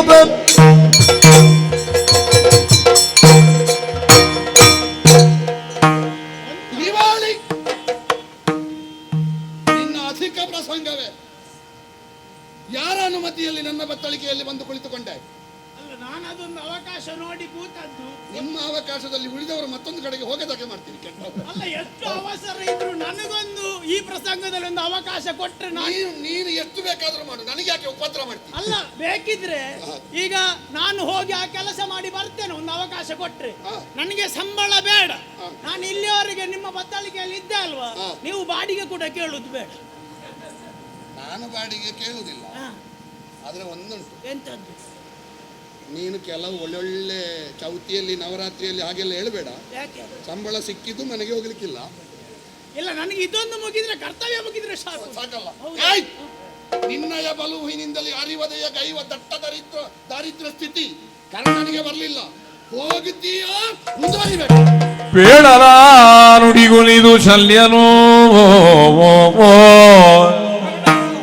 ಬೇಡಲ ನುಡಿಗೊಲಿದು ಶಲ್ಯನೋ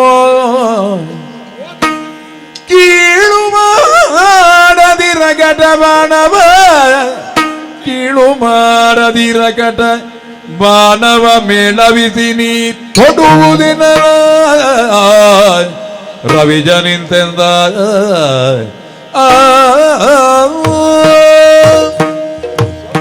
ಗಡಿಬಿಡಿ ಮಾಡಬೇಡ, ನಾ ಮಾತಾಡ್ತೇನೆ. ಒಂದು ಉಪದ್ರ ಮಾಡ್ತದೆ ಒಂದೊಂದು, ಅದನ್ನ ಯಾಕೆ ಇಲ್ಲಿ ಕೇಳಿದ್ರು ನೀವು? ಕರ್ಣ, ಓಡುತ್ತಿರುವಂತಹ ಕಾಲ ಪ್ರವಾಹದಲ್ಲಿ ಒದಗಿ ಬಂದಂತಹ ಅವಕಾಶವನ್ನು ಉಪಯೋಗಿಸಿಕೊಳ್ಳುವವನನ್ನೇ ಜಾಣ ಎನ್ನುವ ಹಾಗೆ ಪ್ರಪಂಚ ಗುರುತಿಸುವುದು. ಇವತ್ತು ಒದಗಿ ಬಂದಂತಹ ಒಂದು ಸುವರ್ಣಾವಕಾಶ ಅಂತ ನೀನು ಇದನ್ನು ತಿಳ್ಕೊಳ್ಬೇಕು. ಈ ಬಾಣವನ್ನು ನೀನು ಕೀಳು ಮಾಡುವುದು ಸರಿಯಲ್ಲ. ಎಂತಹ ಒಂದು ದಿವ್ಯತೆ ಹೊಂದಿದಂತಹ ವಿಶೇಷತೆ ಹೊಂದಿದಂತಹ ಒಂದು ಯೋಗ್ಯತೆ ಅವನಲ್ಲಿ ಉಂಟು. ಮರಳಿ ನೀ ತೊಡು ಅಂತವ ಹೇಳುವಾಗ ಸತ್ವ ಸಾಮರ್ಥ್ಯವನ್ನು ಹೊಂದಿಯವ ಬಂದವ. ಒಮ್ಮೆ ತೊಡುವಾಗಲೇ ಹೇಳಿದ್ದೇನೆ, ಇದು ಹೆಚ್ಚು ಕಡಿಮೆ ಮಾಡದೇ ಇದ್ರೆ ವ್ಯತ್ಯಾಸ ಆಗ್ತದೆ. ನನಗೆ ಪರಶುರಾಮರು ಕೊಟ್ಟ ಸಿದ್ಧಾಸ್ತ್ರ ಇದೆಲ್ಲ ಇಂಥದ್ದೆಲ್ಲ ಅಶೌಚ ಸೇರಿದ್ರೆ ಮತ್ತೆ ನನ್ನ ತಲೆಯು ಹಾಳಾಗದೆ ಇದ್ದೀತ. ಹೌದು, ನಿನಗೆ ಪರಶುರಾಮರು ಕೊಟ್ಟದ್ದೇ ಹೌದಾದರೆ ಪರಶುರಾಮರದ್ದಾದ ಅನುಗ್ರಹದಿಂದಲೇ ಒದಗಿದಂತಹ ನಾನಿವತ್ತು ಹೇಳ್ತಾ ಇದ್ದೇನೆ, ಯಾವ ಕಾರಣಕ್ಕೂ ಇದನ್ನು ಕೀಳು ಮಾಡಬಾರದು. ಮೇಳವು ಇದನ್ನು ತೊಡಬೇಕು. ಇದು ನಮಗೆ ಜಯವನ್ನು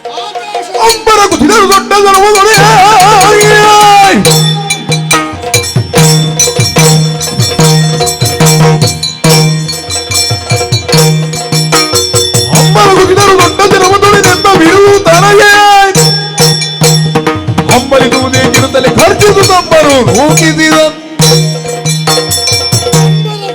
ತೊಟ್ಟ ಶರವ ತೊಡೆನೆಂಬ ಬಿರುದು ತನಗೆ. ಇವ ಬಿಡಿ, ಇವ ಯಾರು? ಬಿಟ್ಟ ಅಗ್ನಿ ಶರವನ್ನು ಮತ್ತೊಮ್ಮೆ ಬಿಡುವಂತ ಅಗ್ನಿಯೇ ಬಂದರು. ಬಿಟ್ಟ ವರುಣ ಶರವನ್ನು ಮತ್ತೊಮ್ಮೆ ಬಿಡುವಂತ ವರುಣ ದೇವನೇ ಬಂದರು. ಬಿಟ್ಟ ವಾಯುವಾಸ್ತ್ರವನ್ನು ಮತ್ತೆ ಬಿಡುವಂತ ವಾಯುವೇ ಬಂದು ಹೇಳಿದರು. ಬಿಡಲಾರೆ, ಆಕಾಶ ಕುಸಿದರೂ ಬಿಡಲಾರೆ. ಹೋಗುತ್ತೀಯ ಮುಗಿಸಬೇಕು. ಯಾರಿಗೆ? ನಿಮಗೆಲ್ಲ ಅವಕಾಶ ಕೊಡ್ಲಿಕ್ಕೂ ಹೆದರಿಕೆ ಆಗ್ತದೆ. ಹಣವಿದೆ ತಗಿ ರಣದಿ ನದಿ ಸುತ ಹುಲು ಶಿಖಂಡಿಯನೆ ವದುಳುರಗಿದ ರಣದಿ ನದಿ ಸುತ ಹುಲು ಶಿಖಂಡಿಯ ನೆವದುಳೊರಗಿದ ತನಜ ಸಂಭವ ತನುವನೀಗಿದ ಸುತ ನಿಮಿತ್ತದೊಳು ತನುವನೀಗಿದ ಸುತ ನಿಮಿತ್ತದೊಳು ಅಳಗು ಮರಳಿದೆ ಹೂಡಿ ನಿಮ್ಮ ಛಲಕಣ ನಿನಗಿಂತು ಹೂಡಿ ನಿಮ್ಮ ಛಲಕಣ ನಿನಗಿಂತು ಕೌರವ ತಿಲಕ ಮೂವರ ನಂಬಿ ಕೆಟ್ಟ ಕೌರವ ತಿಲಕ ಮೂವರ ನಂಬಿ ಕೆಟ್ಟನೆರುತ್ತ ಕದಿದಳೆದ ಹಲವಿನೇತ ಕಿರಣದಿ ನದಿಸುತ್ತ ಹುನು ಶಿಖಂಡಿಯ ನೆವದೊಳೊರಗಿದ ಕಲಶ ಸಂಭವ ತನುವ ನೀಗಿದ ಸುತ ನಿಮಿತ್ತದೊಳು ಅಲಗು ಮರಳಿದೆ ಕೂಡಿನೆಂಬ ಛಲಕಣ ನಿನಗಿಂದು ಕೌರವ ತಿಲಕ ಮೂವರ ನಂಬಿ ಕೆಟ್ಟನೆರುತ್ತ ಕತಿ ತಳೆದ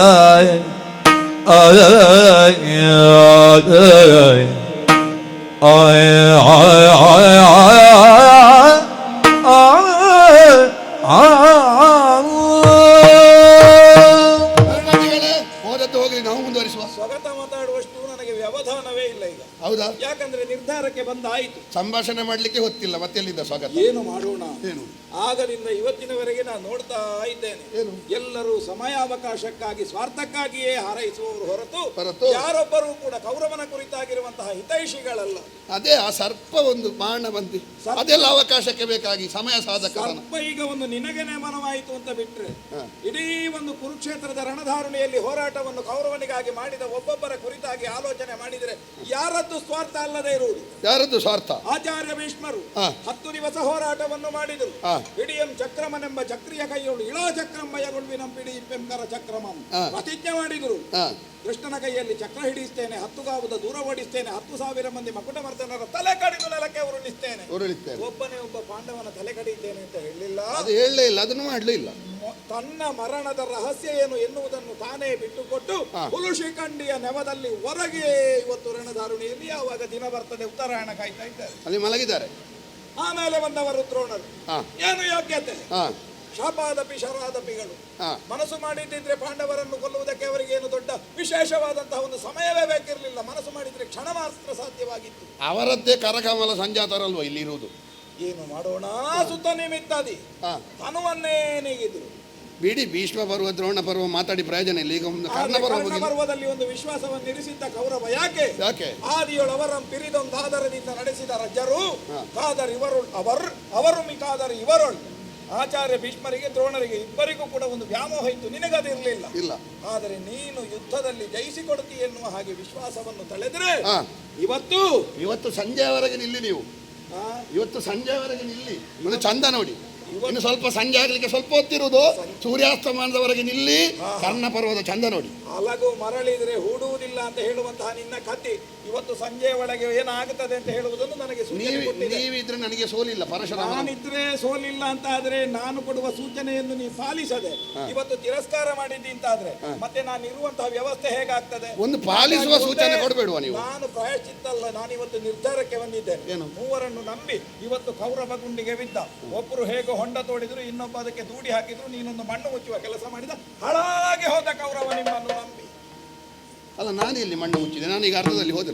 ಅರ್ಧದಲ್ಲಿ ಹೋದೆ ಅಂತ ಕೇಳಿದ್ರೆ ನಾನು ಹೇಳಿದ್ದನ್ನು ಮಾಡಲಿಲ್ಲ. ಅಲ್ಲ, ಹೇಳಿದ್ದನ್ನು ಮಾಡದಿದ್ರು ನೀವಿದ್ರೆ ನಾನು ಸೋಲುವುದಿಲ್ಲ ಎಂದಾದ್ರೆ ರಥ ಹತ್ತುವಾಗಲೇ ಹೇಳಿದಂತಹ ಮಾತೇನು? ನನ್ನ ಮಾತಿಗೆ ಬೆಲೆ ಕೊಟ್ಟು ಇರುವುದಿದ್ರೆ ಮಾತ್ರ ನಾನು ರಥದಲ್ಲಿ ಇರ್ತೇನೆ. ಹಾಗಿರುವಾಗ ಪರಶುರಾಮ ಪ್ರದತ್ತವಾದಂತಹ ಬಾಣ ಅಂತ ನೀ ಹೇಳ್ತಿ. ಅದೇ ಪರಶುರಾಮರಿಂದ ಅನುಗ್ರಹಿತವಾಗಿ ಬಂದ ನಾನು ಹೇಳಿದ ಮಾತು ನಿನಗೆ ಪಥ್ಯ ಆಗುವುದಿಲ್ಲ ಅಂತ ಆದ್ರೆ ಯಾವ ಕಾರಣಕ್ಕೂ ಕೌರವನಿಗೆ ನಾ ಹೇಳಿದ ಮಾತನ್ನು ಬಿಟ್ಟು ಆಚೆ ಈಚೆ ಸರಿಯುವವಲ್ಲ. ಆದ್ದರಿಂದ ಹೇಳ್ತೇನೆ, ಇವತ್ತು ನೀನು ನನ್ನ ಮಾತನ್ನು ಒಪ್ಪುವುದಿಲ್ಲ ಅಂತ ಆದ್ರೆ, ಅದನ್ನು ತಿರಸ್ಕಾರ ಮಾಡಿದ್ದಿ ಅಂತ ಆದ್ರೆ ಒಂದು ಕ್ಷಣ ನಿನ್ನ ರಥದಲ್ಲಿ ಉಳಿಯುವುದಿಲ್ಲ ನಾನು. ಹಾಗಾದ್ರೆ ನಿಮ್ಮ ಪದ ಸರಿ ಉಂಟು, ಜನ ಬದಲಿಸಿ. ಕೌರವ ತಿಲಕ ಮೂವರ ನಂಬಿ ಕೆಟ್ಟ, ಭೀಷ್ಮ ದ್ರೋಣ ಕರ್ಣ ಅಂತ ಹೇಳಬೇಡಿ. ಭೀಷ್ಮ ದ್ರೋಣ ಶಲ್ಯರನ್ನು ನಂಬಿ ಕೆಟ್ಟ ಅಂತ ನೀವು ಅರ್ಥದಲ್ಲಿ ಹೋದ್ರೆ ನೀವೇ ಮಣ್ಣು ಮುಚ್ಚಿದಾಗ ರಥಕ್ಕೆ ಶಲ್ಯನ ಸಾರಥ್ಯದ ಅನಿವಾರ್ಯತೆ ಏನು ಎನ್ನುವುದನ್ನು ನೀನು ತಿಳಿದದ್ದು ಹೌದು ಅಂತಾದ್ರೆ ನನ್ನ ಮೇಲೆ ಆರೋಪಿಸುವುದಕ್ಕೆ ಬರುವುದಿಲ್ಲ. ನನ್ನನ್ನು ಉಳಿಸಬೇಕಾದ ಹೊಣೆ ನಿನಗೆ. ನೀವು ಇಲ್ಲ ಅಂತಾದ್ರೆ ದೋಷಿ ನೀನಾಗುತ್ತೆ. ನೀವು ಕೌರವನಿಗೆ ಬೇಕಾಗಿ ಇರುವುದು ಹೌದಾ? ನೀವು ಯಾವುದನ್ನಾದ್ರೂ ಸಹಿಸಿಕೊಂಡು ಪಕ್ಷನಿಷ್ಠನಾಗಿರ್ಬೇಕು. ಯಾವುದನ್ನು ಸಹಿಸಿಕೊಂಡಾಗುವುದಿಲ್ಲ. ನಾನು ಮೊದಲೇ ನಿರ್ಬಂಧ ಹೇರಿಯೇ ಬಂದದ್ದು. ಎಲ್ಲವನ್ನು ಸಹಿಸಲಿಕ್ಕೆ ಆಗುವುದಿಲ್ಲ. ನಿನ್ನ ಚಾಟಿ ನಿನ್ನ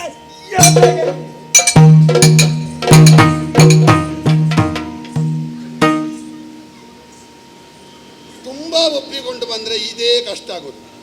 ಕಾಯುವುದೇ ಯಾವಾಗ ಹೋಗುದು ಅಂತ.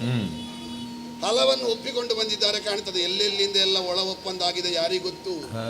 ಕರ್ಣನಿಗೆಲ್ಲ ಒಪ್ಪಂದ ಹೊರಗೆ ಬರುವಾಗ ಎಲ್ಲ ಮುಗಿದಿರ್ತದೆ. ಹೋದ್ರೇನು, ನನ್ನ ರಥವನ್ನು ನಾನೇ ನಡೆಸುತ್ತಾ ಮುಂದುವರಿ.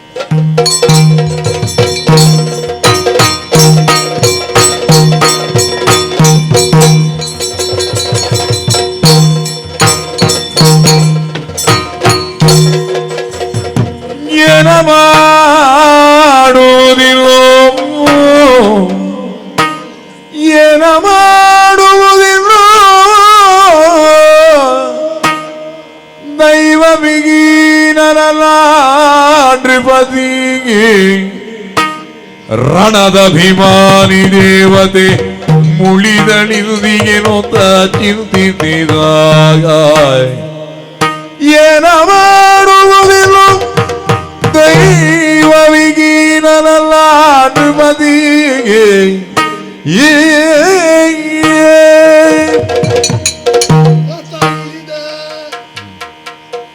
ಭಾನುಸುತ ರಥವಿಳಿದು ಇಳಿದು ಕುಂತಿ ಸೂನುವಿನ ಮೊಗನೋಡಿ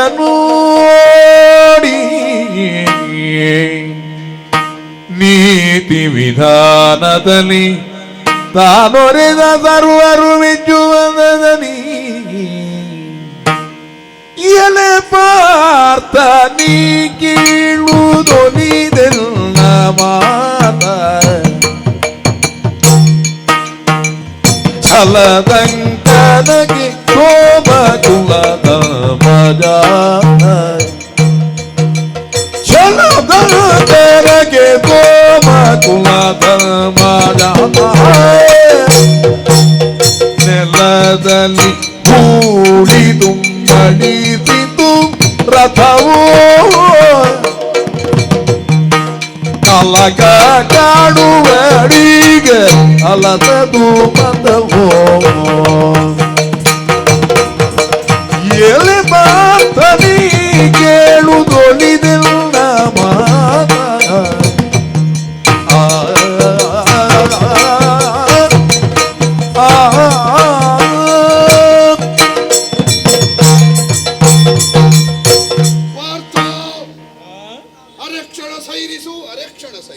ಏನು ಯುದ್ಧ ರಂಗದಲ್ಲಿ ನಿನ್ನ ಮುಂಭಾಗದಲ್ಲಿ ಬಂದಿದ್ದೇನೆ. ನಿನ್ನನ್ನು ನೋಡುವಾಗ ಒಂದು ಕಡೆಯಿಂದ ಆನಂದ, ಮತ್ತೊಂದು ಕಡೆಯಿಂದ ಅಸೂಯೆ. ಅಯ್ಯ ಕುಂತಿ ಸೂನು, ಎಷ್ಟು ಮಂದಿಗೆ ಆ ತಾಯಿಯ ಮಡಿಲಲ್ಲಿ ಮಲಗಿ ಮೊಲೆ ಉಣ್ಣುವಂತಹ ಸೌಭಾಗ್ಯ ಸಿಗುತ್ತದೆ ಹೇಳು. ಮಕ್ಕಳಾಗಿ ಜನಿಸಿದವರಿಗೆಲ್ಲ ಕುಂತಿಯಂತ ತಾಯಿ ಸಿಗುತ್ತಾಳೇ ಹೇಳು. ಕೃತೆಯ ಮಕ್ಕಳಲ್ಲಿ ಪಾರ್ಥ ಎನ್ನುವ ಅಭಿಧಾನವನ್ನು ಪ್ರಸಿದ್ಧವಾಗಿರಿಸಿಕೊಂಡವ ನೀನು. ಕೇಳುವುದೊಲಿದೆನ್ನ ಮಾತ ಏನು ಛಲದಂಕನ ಹೇಕೋ ಸೋಮಕುಲ ಧರ್ಮ ಜಾತ. ಸೋಮಕುಲದ ಧರ್ಮವೇ ನಿನ್ನ ರೂಪದಲ್ಲಿ ಜನಿಸಿದೋ ಎನ್ನುವಂತೆ ಇರುವವ. ನನಗೂ ಛಲ ಉಂಟು, ಆದರೆ ನೋಡಂತೆ ನೆಲದಲ್ಲಿ ಹೂಳಿ ದುಮ್ಮಳಿಸಿತು ರಥವು, ಕಲಹ ಕಾನುವಡೆ ಅಲವಸದು ಮತವು, ಪರಿಮುಕ್ತ ಕೇಶಿಗಳಲ್ಲಿ ದೈನ್ಯವಾಚಾಯುತರಲ್ಲಿ ಬಿಲುಹೀನರಲ್ಲಿ ರಥಹೀನರಲ್ಲಿ ಕಾಳಗ ಮಾಡದೆಂಬ ಸಲನೀತಿಗಳ ಬಲ್ಲವ ನೀನು. ಸಾರಥಿ ಇಲ್ಲ, ರಥದ ಚಕ್ರಗಳು ನೆಲದಲ್ಲಿ ಕೂತು ಹೋಗಿವೆ. ಈ ಸಂದರ್ಭದಲ್ಲಿ ಗೆದ್ರೆ ನಿನ್ನ ತಾಯಿ ನಿನ್ನನ್ನು ಮಗ ಅಂತ ಒಪ್ಪಿಕೊಂಡಾಳ. ಬಿಡು, ಧರ್ಮದಿಂದಲೇ ಗೆಲ್ತೇನೆ ಅಂತ ಘೋಷಣೆ ಮಾಡಿದ ಧರ್ಮರಾಯ ತಮ್ಮ ಅಂತ ಒಪ್ಪಿಕೊಂಡಾನ. ಇಂಥ ಸ್ಥಿತಿಯಲ್ಲಿರುವ ಕರ್ಣನನ್ನು ಗೆದ್ದ ಗೆಲುವು ಉಂಟಾದೀತ. ರಥ ಎತ್ತಿ ಬರುವವರೆಗೆ ಒಂದು ಅವಕಾಶ ಕೊಟ್ಟೇ ಎದ್ದಾದ್ರೆ ನಿನಗೆ ಸಮದಂಡಿಯಾಗಿ ಹೋರಾಟ ಮಾಡುವ ಛಲ ಕರ್ಣನ ಹೃದಯದಲ್ಲಿ ಮಾತ್ರ ಅಲ್ಲ, ಕರ್ಣನ ನರಗಳಲ್ಲಿ ಉಂಟು. ಒಂದು ಅವಕಾಶ ಕೊಡಯ್ಯ.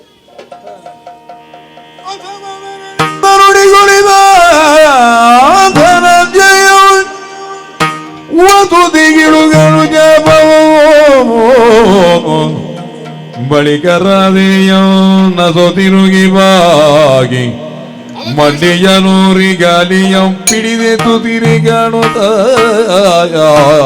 ಅವಕಾಶ ಕೊಟ್ಟೆಯ. ನೀನು ಹೊಗಳಿದೆ ಎನ್ನುವ ಕಾರಣಕ್ಕಾಗಿ ಅಲ್ಲ, ಬದಲಾಗಿ ಯಾವ ಕಾಲಕ್ಕೂ ಈ ಅರ್ಜುನ ದೈವ ವಿರೋಧಿಯಾಗಲಾರ. ಅದಕ್ಕೆ ಬೇಕಾಗಿ ಈ ಕಾಲಕ್ಕೆ ನೀನು ಅಸಮಬಲನಾಗಿದ್ದಿ ಎನ್ನುವಂತಹದ್ದು ಸ್ಪಷ್ಟ. ನನಗೂ ಹಾಗೆ ನಿನ್ನ ಹೃದಯದಲ್ಲಿರುವಂತಹ ಧೈರ್ಯ ಸ್ಥೈರ್ಯ ಮತ್ತೊಮ್ಮೆ ಊರ್ಜಿತಗೊಳ್ಳಬೇಕು, ಸಮಬಲನಲ್ಲಿಯೇ ಹೋರಾಟ ಮುಂದುವರಿಸಬೇಕು ಎನ್ನುವಂತಹದ್ದು ನನ್ನ ನಿರೀಕ್ಷೆ. ಆದ್ದರಿಂದ ನಿನಗೆ ರಥವನ್ನು ಎತ್ತಿರುವುದಕ್ಕೆ ಅವಕಾಶವನ್ನು ಕೊಟ್ಟಿದೆ. ಚಾಪವನ್ನು ಹಸಿಗಿದಾಗ ಇಳಿದಿದೆಯಲ್ಲ.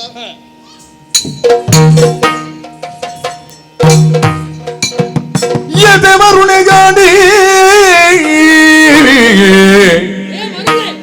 ಎಸೆ ಮರುಳೆಗಾಡಿ ವೈರಿಗಳಿಗ ಬದುಗೆ ತೆಗೆದಾಗಲೇ ಕೊಲ್ಲಲು ಬೇಕೆಂಬುದರ ಸುಗಳಗದನಾದ ರೀತಿ ತೊಡು ತೋಡು ಮಗಾದ್ರವರೆಂದು ಮುರ ವೈರಿ ಗರ್ಜಿಸಿದನು ಎದೆ ಮರುಳೆ ಗಾಡಿ ಏ ಗಾಂಡೀವಿ, ಎಂತಹ ಮರುಳುತನವನ್ನೇ ನೀ ಪ್ರದರ್ಶಿಸಿದೆ. ಏನಾಯ್ತು? ಅವನೇನೋ ಬಂದು ಕೇಳಿಕೊಂಡ ಎಂದ ಕ್ಷಣವೇ ಅವಕಾಶವನ್ನು ಕೊಟ್ಟೆ ಎನ್ನುವ ಹಾಗೆ ಅಷ್ಟು ಅಭಯವನ್ನು ತೋರಿಸಿದೆಯಲ್ಲ. ತಪ್ಪಾಯ್ತಾ? ಇದು ತಪ್ಪೆ ಅಂತ ಆಡುವುದಕ್ಕೆ ತೊಡಗಿದ್ದೇನೆ. ಹೌದೇ? ಯಾವತ್ತು ಶತ್ರುಗಳನ್ನು ನಾವು ನಾಶ ಮಾಡುವಂತಹ ಸಂದರ್ಭದಲ್ಲಿ ಅವರು ನಮ್ಮ ಎದುರಾಗಿ ಬಂದಾಗ ಏನೋ ಒಂದು ಉಪಾಯವನ್ನು ಇಟ್ಟುಕೊಂಡೇ ಬರ್ತಾರೆ. ಆದ್ರೆ ಯೋಧ ಧರ್ಮದ ನ್ಯಾಯನ ಪ್ರಕಾರವಾಗಿ ಯಾವತ್ತವರು ಬಲಹೀನರಾಗಿರ್ತಾರೆಯೋ ಆ ಬಲಹೀನತೆಯನ್ನೇ ದೌರ್ಬಲ್ಯ ಅಂತ ಭಾವಿಸಿಕೊಂಡು ಆ ದುಷ್ಟರನ್ನು ಸದೆ ಬಡಿಬೇಕಾದದ್ದು ನಮಗೆ ಧರ್ಮ. ಆದ್ದರಿಂದ ತೊಡು ನಿನ್ನ ಆಯುಧ, ಹೂಡು ಬಾಣ. ಹರಿಯಾಡಿದುದು ಕೇಳಿದು ತರಣಿ ಕುಮಾರನ ಬೆನ್ನ ನಿರೀಕ್ಷಿತನಾಗ ಕರಗಿದುದಂತ ಕರಣವು ಮರುಗುತ ಬಳಿಕ ಜಪಿತನೊಡನೆಂದನು ಪಾರ್ಥವು ಮನದಿ ಜಪಿತ ನೀನು ಮದಿರಿ ಬಿಟ್ಟಾಡು ಕರ್ಣನ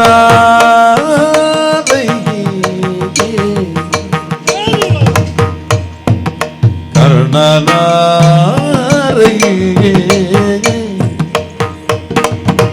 ಎಲ್ಲ ಮನದಲ್ಲಿ ಹಲವು ಹಬ್ಬಲಿ ತಲಿಪುದು ಎನ್ನ ಮನದಲ್ಲಿ ಗಲವು ಹಂಬಲಿ ತಲಿಪುದು ಕರ್ಣನ ಧನುವೆತ್ತಲಾರೆ ಕೂರ್ಗಡೆ ತೊಡಲಾರೆನು ಕರ್ಣನಾದೈ ಮೇಣನಾಗಿ ತುಮಗೆ ಗಾಣದ ತನ ಮೇಲಿನ್ನು ಕರ್ಣನಾದೈ ಧನುವೆತ್ತಲಾರೆ ಕೂರ್ಗಡೆ ತೊಡಲಾರೆನು ಕರ್ಣನಾದೈ ಮೇಣನಾಗಿ ತುಮಗೆ ಗಾಣದ ತನ ಮೇಲಿನ್ನು ಕರ್ಣನಾದೈ ಮನಸ್ಸಿ ಜಪಿತ ನೀನು ಮಾತಿನಿ ಬಿಟ್ಟಾಡು ಕರ್ಣನ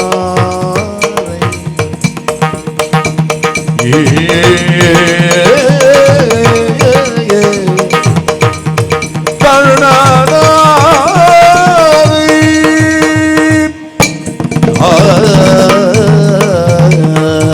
ತೊಡು ಶರ. ಕೃಷ್ಣ, ಏನು ಪಾರ್ಥ? ಅರಕ್ಷಣ ತಡೆ. ಯಾಕೆ? ನೀನೇ ಒಬ್ಬ ಯೋಧನ ಹಾಗೆ ಉತ್ಸಾಹವನ್ನ ಮೈಯಲ್ಲಿ ತಂದುಕೊಂಡು ಕರ್ಣ ವಿರೋಧಿ ಇದ್ದಾನೆ, ಈ ಹೊತ್ತಿಗೆ ಅಸಹಾಯಕ ಸ್ಥಿತಿಯಲ್ಲಿದ್ದಾನೆ, ಇದನ್ನೇ ಅವಕಾಶವನ್ನಾಗಿ ಬಳಸಿ ಕೊಂದು ಹಾಕು ಎನ್ನುವ ಹಾಗೆ ನೀನು ಹೇಳ್ತಾ ಇದ್ದೀನಿ.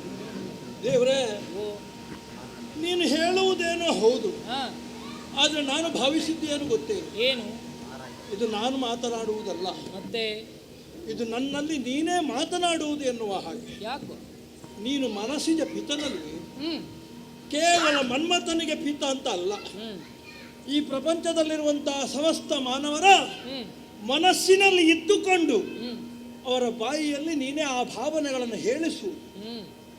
ಮನಸ್ಸಿನ ಪಿತನು ನಿನಗೆ ಗೊತ್ತಿಲ್ಲದೆ ಇರುವಂಥದ್ದು ಈ ಪ್ರಪಂಚದಲ್ಲಿ ಯಾವುದಾದ್ರೂ ಇದೆಯೇ ಹೇಳು. ಸ್ವಾಮಿ, ನೋಡೊಮ್ಮೆ ಕರ್ಣನನ್ನೊಮ್ಮೆ ನೋಡು. ತನ್ನ ರಥದ ಗಾಲಿಗಳು ಆ ಮಣ್ಣಿನಲ್ಲಿ ಹೂತು ಹೋಗಿ ಅದನ್ನು ಎತ್ತುವಂತಹ ಅಸಹಾಯಕ ಸ್ಥಿತಿಯಲ್ಲಿದ್ದಾನೆ. ನಮಗೆ ಬೆನ್ನು ಹಾಕಿ ಪ್ರಯತ್ನಶೀಲನಾಗಿದ್ದಾನೆ. ನೀನು ಹೇಳ್ತೀಯ ಅವನನ್ನು ಹೊಡೆ, ಕೊಲ್ಲು ಎನ್ನುವ ಹಾಗೆ. ಸ್ವಾಮಿ, ಹೇಗೆ ಕೊಲ್ಲಲಿ? ಯಾಕೆ? ಕರ್ಣನನ್ನು ನೋಡುವಾಗ, ಕರ್ಣನನ್ನು ವೀಕ್ಷಿಸುವಾಗ ನನ್ನ ಹೃದಯದ ಆಳದಲ್ಲಿ ಅದೇನೋ ಒಂದು ಮೋಹದ ಭಾವ ಮೊಳಕೆಯಿಡುವುದಕ್ಕೆ, ಒಡೆಯುವುದಕ್ಕೆ ತೊಡಗುತ್ತಾ ಇದೆ.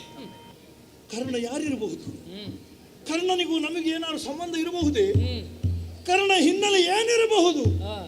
ಕರ್ಣನ ಅರೆ ಎನ್ನುವ ಹಾಗೆ ನನ್ನ ಮನಸ್ಸು ತುಡಿಯುತ್ತಾ ಇದೆ ಸ್ವಾಮಿ.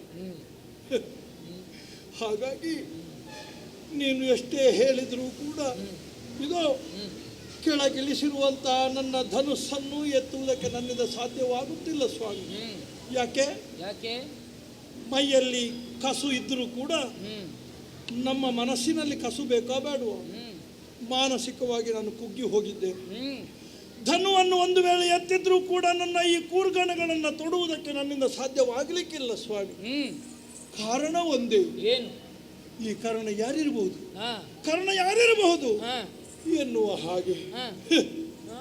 ಅದಕ್ಕಿಂತ ಹೆಚ್ಚು ಯಾಕೋ ಏನೋ ನಾನು ಪ್ರತಿಜ್ಞಾಬದ್ಧನಾಗಿ ಬಂದಿದ್ದೇನೆ, ಹೌದು. ಆದರೆ ಸಮಯ ಹೋಗ್ತಾ ಹೋದ ಹಾಗೆ, ಸೂರ್ಯಾಸ್ತಮಾನದ ಸಮಯ ಸಮೀಪಿಸ್ತಾ ಇದ್ದ ಹಾಗೆ ನನಗೆ ಅವನಲ್ಲಿರುವಂತಹ ಆ ಹಾಗೆತನ ಯಾಕೋ ಇಳಿಯುತ್ತಾ ಬರುತ್ತಾ ಇದೆ. ಪಗೆಗಾಣಲಾರೆನು. ಯಾಕೆ ಯಾಕೆ ಎನ್ನುವ ಹಾಗೆ ಯೋಚನೆ ಮಾಡಿದ್ರೆ ನನಗೆ ಅನ್ನಿಸ್ತದೆ, ಒಡವೆ ಪಾಲಕನಿಂದ ಹೆಚ್ಚು ತೋರುತ್ತಲಿದೆ ಕರ್ಣನ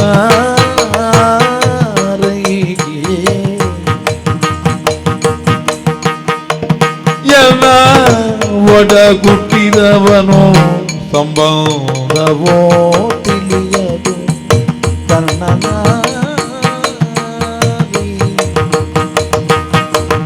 ನಡೆಯಾದವಯ ಮಾರ್ಗಣಂಗನಾದನ ಮೇಲೆ ಕರ್ಣನ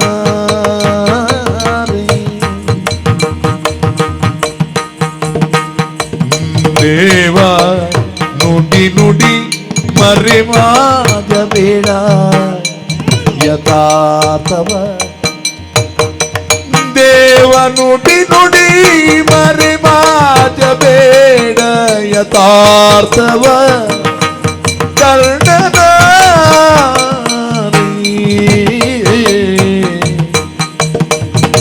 ಕರ್ಣನ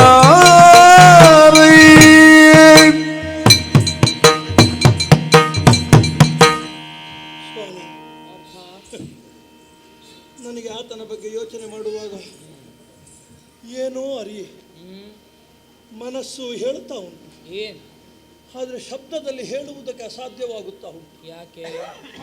ನನ್ನ ಕರುಳು ಅದೇಕೋ ಏನೋ ಒಂದು ವಿಶೇಷವಾದಂತಹ ಅಯಾಚಿತವಾಗಿರುವಂತಹ ಸಂಬಂಧವನ್ನು ಅದು ಹೇಳ್ತಾ ಇದೆ.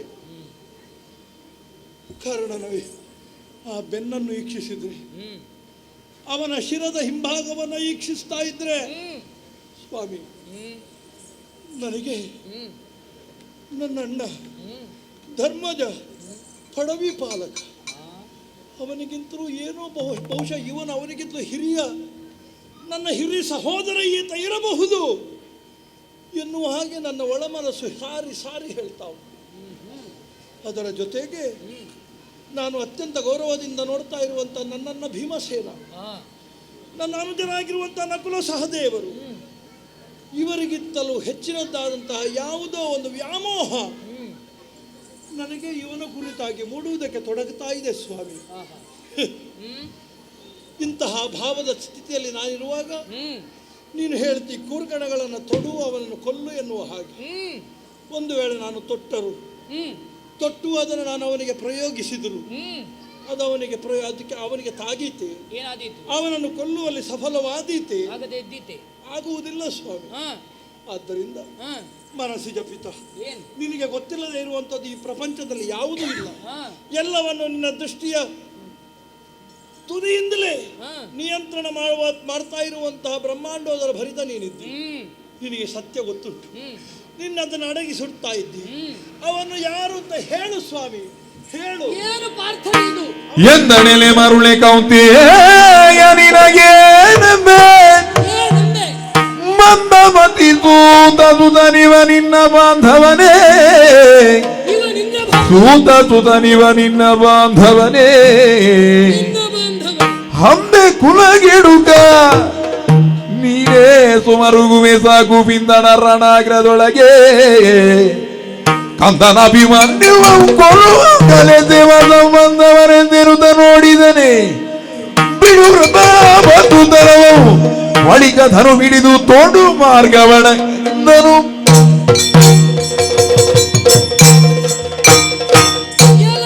ಪಾರ್ಥ, ಇದುವರೆಗೂ ತೋರಿದಂತಹ ಮರಳುತನದಲ್ಲಿ ಏನೋ ಒಂದು ವಿಚಾರ ಅಡಗಿರಬಹುದು ಎನ್ನುವ ಹಾಗೆ ನಾ ಭಾವಿಸಿಕೊಂಡರೆ ಇದು ಪೂರ್ತಿ ಮರುಳು ಮರುಳು ಮರುಳು ಎಂದಾಡಿದರು.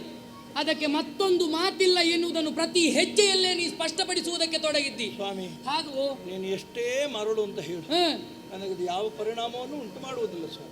ಉಂಟು ಮಾಡುವುದಾದರೂ ಹೇಗೆ? ಮನಸ್ಸಿನಲ್ಲಿ ಅದು ಸ್ಥಾಪಿತವಾಗಿದೆ, ಸ್ಥಾಯಿಯಾಗಿ ಉಳಿದಿದೆ ಅಂತಾದ್ರೆ ಅದನ್ನು ಮತ್ತೊಂದು ರೀತಿಯಲ್ಲಿ ಪರಿಹರಿಸ್ತೇನೆ ಅಂತ ಹೊರಟ್ರೆ ನನ್ನಿಂದ ಸಾಧ್ಯ ಆಗುವ ಹಾಗೆ ನಾ ಕಾಣುವುದಿಲ್ಲ. ಪ್ರತಿ ಬಾರಿ ನಿನ್ನ ಹೆಜ್ಜೆಯೊಂದಿಗೆ ನಾ ಹೆಜ್ಜೆ ನಿರಿಸುತ್ತಾ ಮುಂದೆ ಮುಂದೆ ಬಂದೆ. ಆದರೆ ಇಂದು ನಿನ್ನ ಹೆಜ್ಜೆಯಲ್ಲಿ ಮಂದಮತಿಯನ್ನು ಕಾಣುತ್ತಾ ಇದ್ದೇನೆ. ಯಾಕೆ? ಮಂದ ಎನ್ನುವುದು ಅಡರಿದ್ದು ನಿನ್ನ ಬುದ್ಧಿಗೆ ಹೊರತಾಗಿ ನೀನು ಸಮಗಾಣುವುದಕ್ಕೆ ನೋಡ್ತಾ ಇದ್ದೀಯಲ್ವೋ. ಇವನನ್ನು ಕಾಣುವಾಗ ಕೊಡವಿ ಪಾಲಕ ಅಂತೆಯೇ ತನ್ನ ಭಾತೃಪ್ರೇಮ ಎನ್ನುವುದು ಜಾಗೃತವಾಗ್ತಾ ಇದೆ ಎನ್ನುವ ಹಾಗೆ ನೀನು ಆಡುವುದಕ್ಕೆ ತೊಡಗಿದ್ರೆ ಯಾವ ಕಾಲದಲ್ಲಿ ನಿನಗದು ಸಮವಾಗುವುದಕ್ಕೆ ತೊಡಗಿತು? ಹಾಗಾದ್ರೆ ಅಂದು ಪರೀಕ್ಷಾ ರಂಗದಲ್ಲಿ ನಿನಗೆ ಕಾಣದಂತಹ ಭಾವನೆ ಈಗ ಕಾಣುವುದಕ್ಕೆ ತೊಡಗಿತು. ಹಾಗಾದ್ರೆ ಕರ್ಣನನ್ನು ಹೊಗಳುವಂತಹ ಸಂದರ್ಭದಲ್ಲಿ ಇಲ್ಲದ ಭ್ರಾತೃಪ್ರೇಮ ಈಗ ನಿನ್ನಲ್ಲಿ ಪ್ರಾರಂಭವಾಗುವುದಕ್ಕೆ ತೊಡಗಿತು.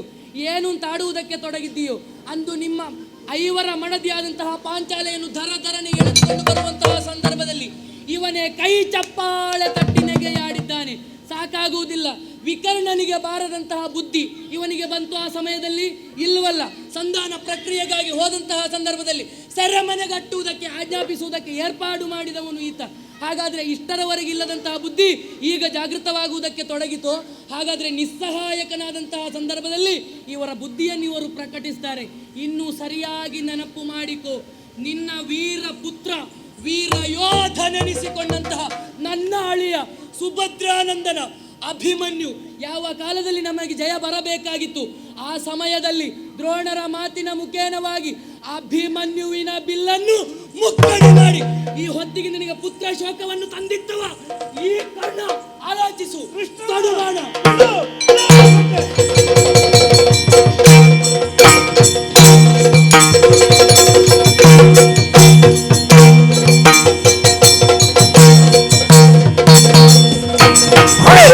Shabasu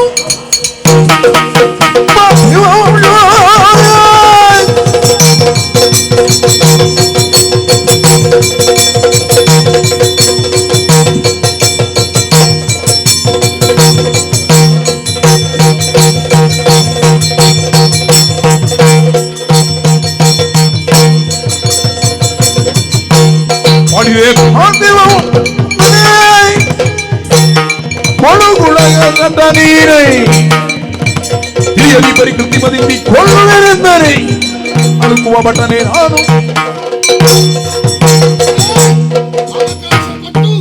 ಸಮಯ ಸಾಧಕನಾಗಿ ವ್ಯವಹರಿಸಿದ ಚಂದ್ರವಂಶದಲ್ಲಿ ಹುಟ್ಟಿದ ಗೋಮುಖ ವ್ಯಾಘ್ರ ನಿನ್ನ ರಕ್ತದಲ್ಲಿ ಕೈ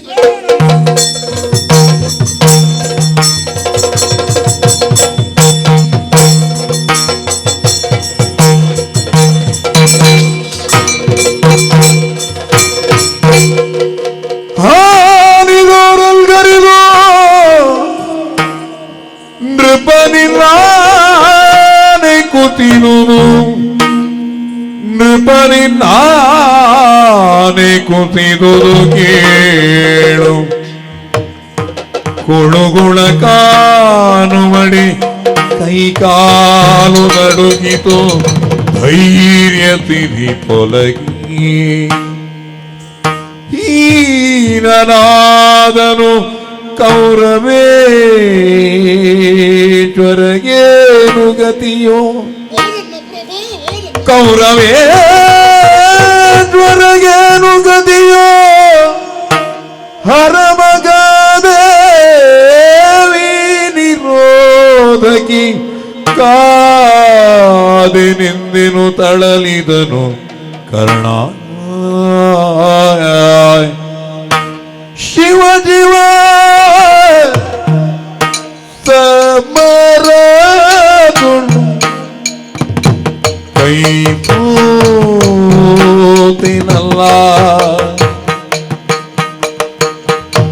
ಸಮರ ಸೋತಿನಲ್ಲ ಭುವನೇಶ ಮಮತೆಯೊಳು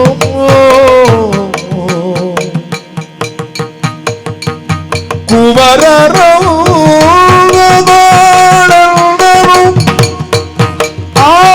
ಆಪತ್ತಿಗಾಗುವ ನಿಲ್ಲು ಸಲಕಿದನು ಶಿವ ಶಿವ ಸಮರದೊಳು ಕೈ ಸೋತಿರಲ್ಲ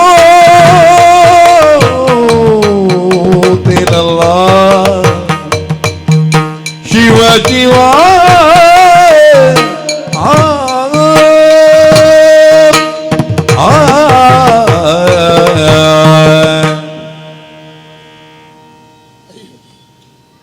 ಅಯ್ಯೋ ರಣಾಂಗಣದಲ್ಲಿ ಬಿದ್ದೇ ಬಿಟ್ಟನಲ್ಲ. ಬಿದ್ದದ್ದು ಕರ್ಣನೇ,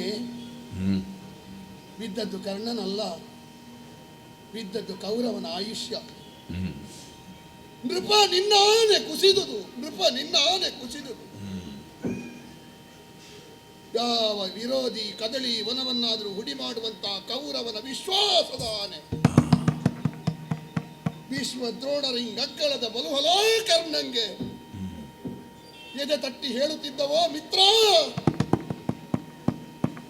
ಕೊನೆಯ ಕಾಲದಲ್ಲಿ ಕುಸಿದು ಬಿತ್ತು, ಕುಸಿದು ಬಿತ್ತು, ಕುಸಿದು ಬಿತ್ತು. ತುಂಡಾದ ಧನಸ್ಸು, ಮುರಿದ ಧ್ವಜ, ನೆಲಕ್ಕೆ ಹೂತು ಹೋದಂತಹ ರಥದ ಚಕ್ರ, ನೆಲಕ್ಕೆ ತಾಗಿ ನಿಂತಿರುವಂತಹ ರಥದ ಅಚ್ಚು, ರಥವನ್ನು ಎಳೆಯುವುದಕ್ಕಾಗದೆ ಮುಂಗಾಲುಗಳನ್ನು ಊರಿ ಹರಸಾಹಸ ಪಡುತ್ತಾ ಬಾಯಿಯಲ್ಲಿ ನೊರೆ ಕಾರುತ್ತಿರುವಂತಹ ಕುದುರೆಗಳು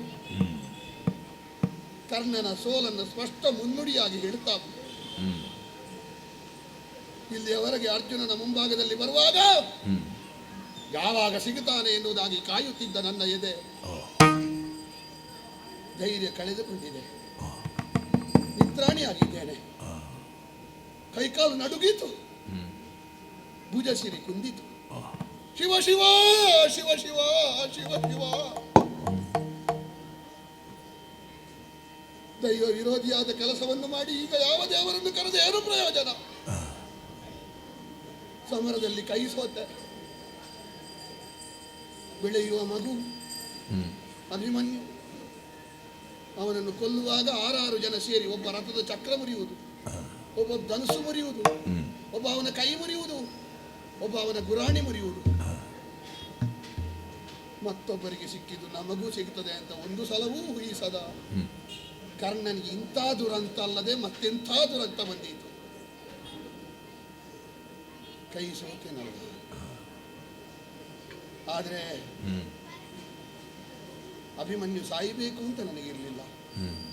ಅರ್ಜುನನ ಮೇಲಿನ ದ್ವೇಷದಿಂದ ನಾನು ಮಾಡಿದಂತಹ ಒಂದೊಂದು ಉಪಕ್ರಮ ಅರ್ಜುನನಲ್ಲಿ ಹೇಗೆ ಗೆಲ್ಲುವುದು? ಇಷ್ಟಾನುಗ್ರಹ ಉಂಟು, ದೇವತೆಗಳ ಅನುಗ್ರಹ ಉಂಟು. ನಮಗೇನುಂಟು ಹೇಳಿ?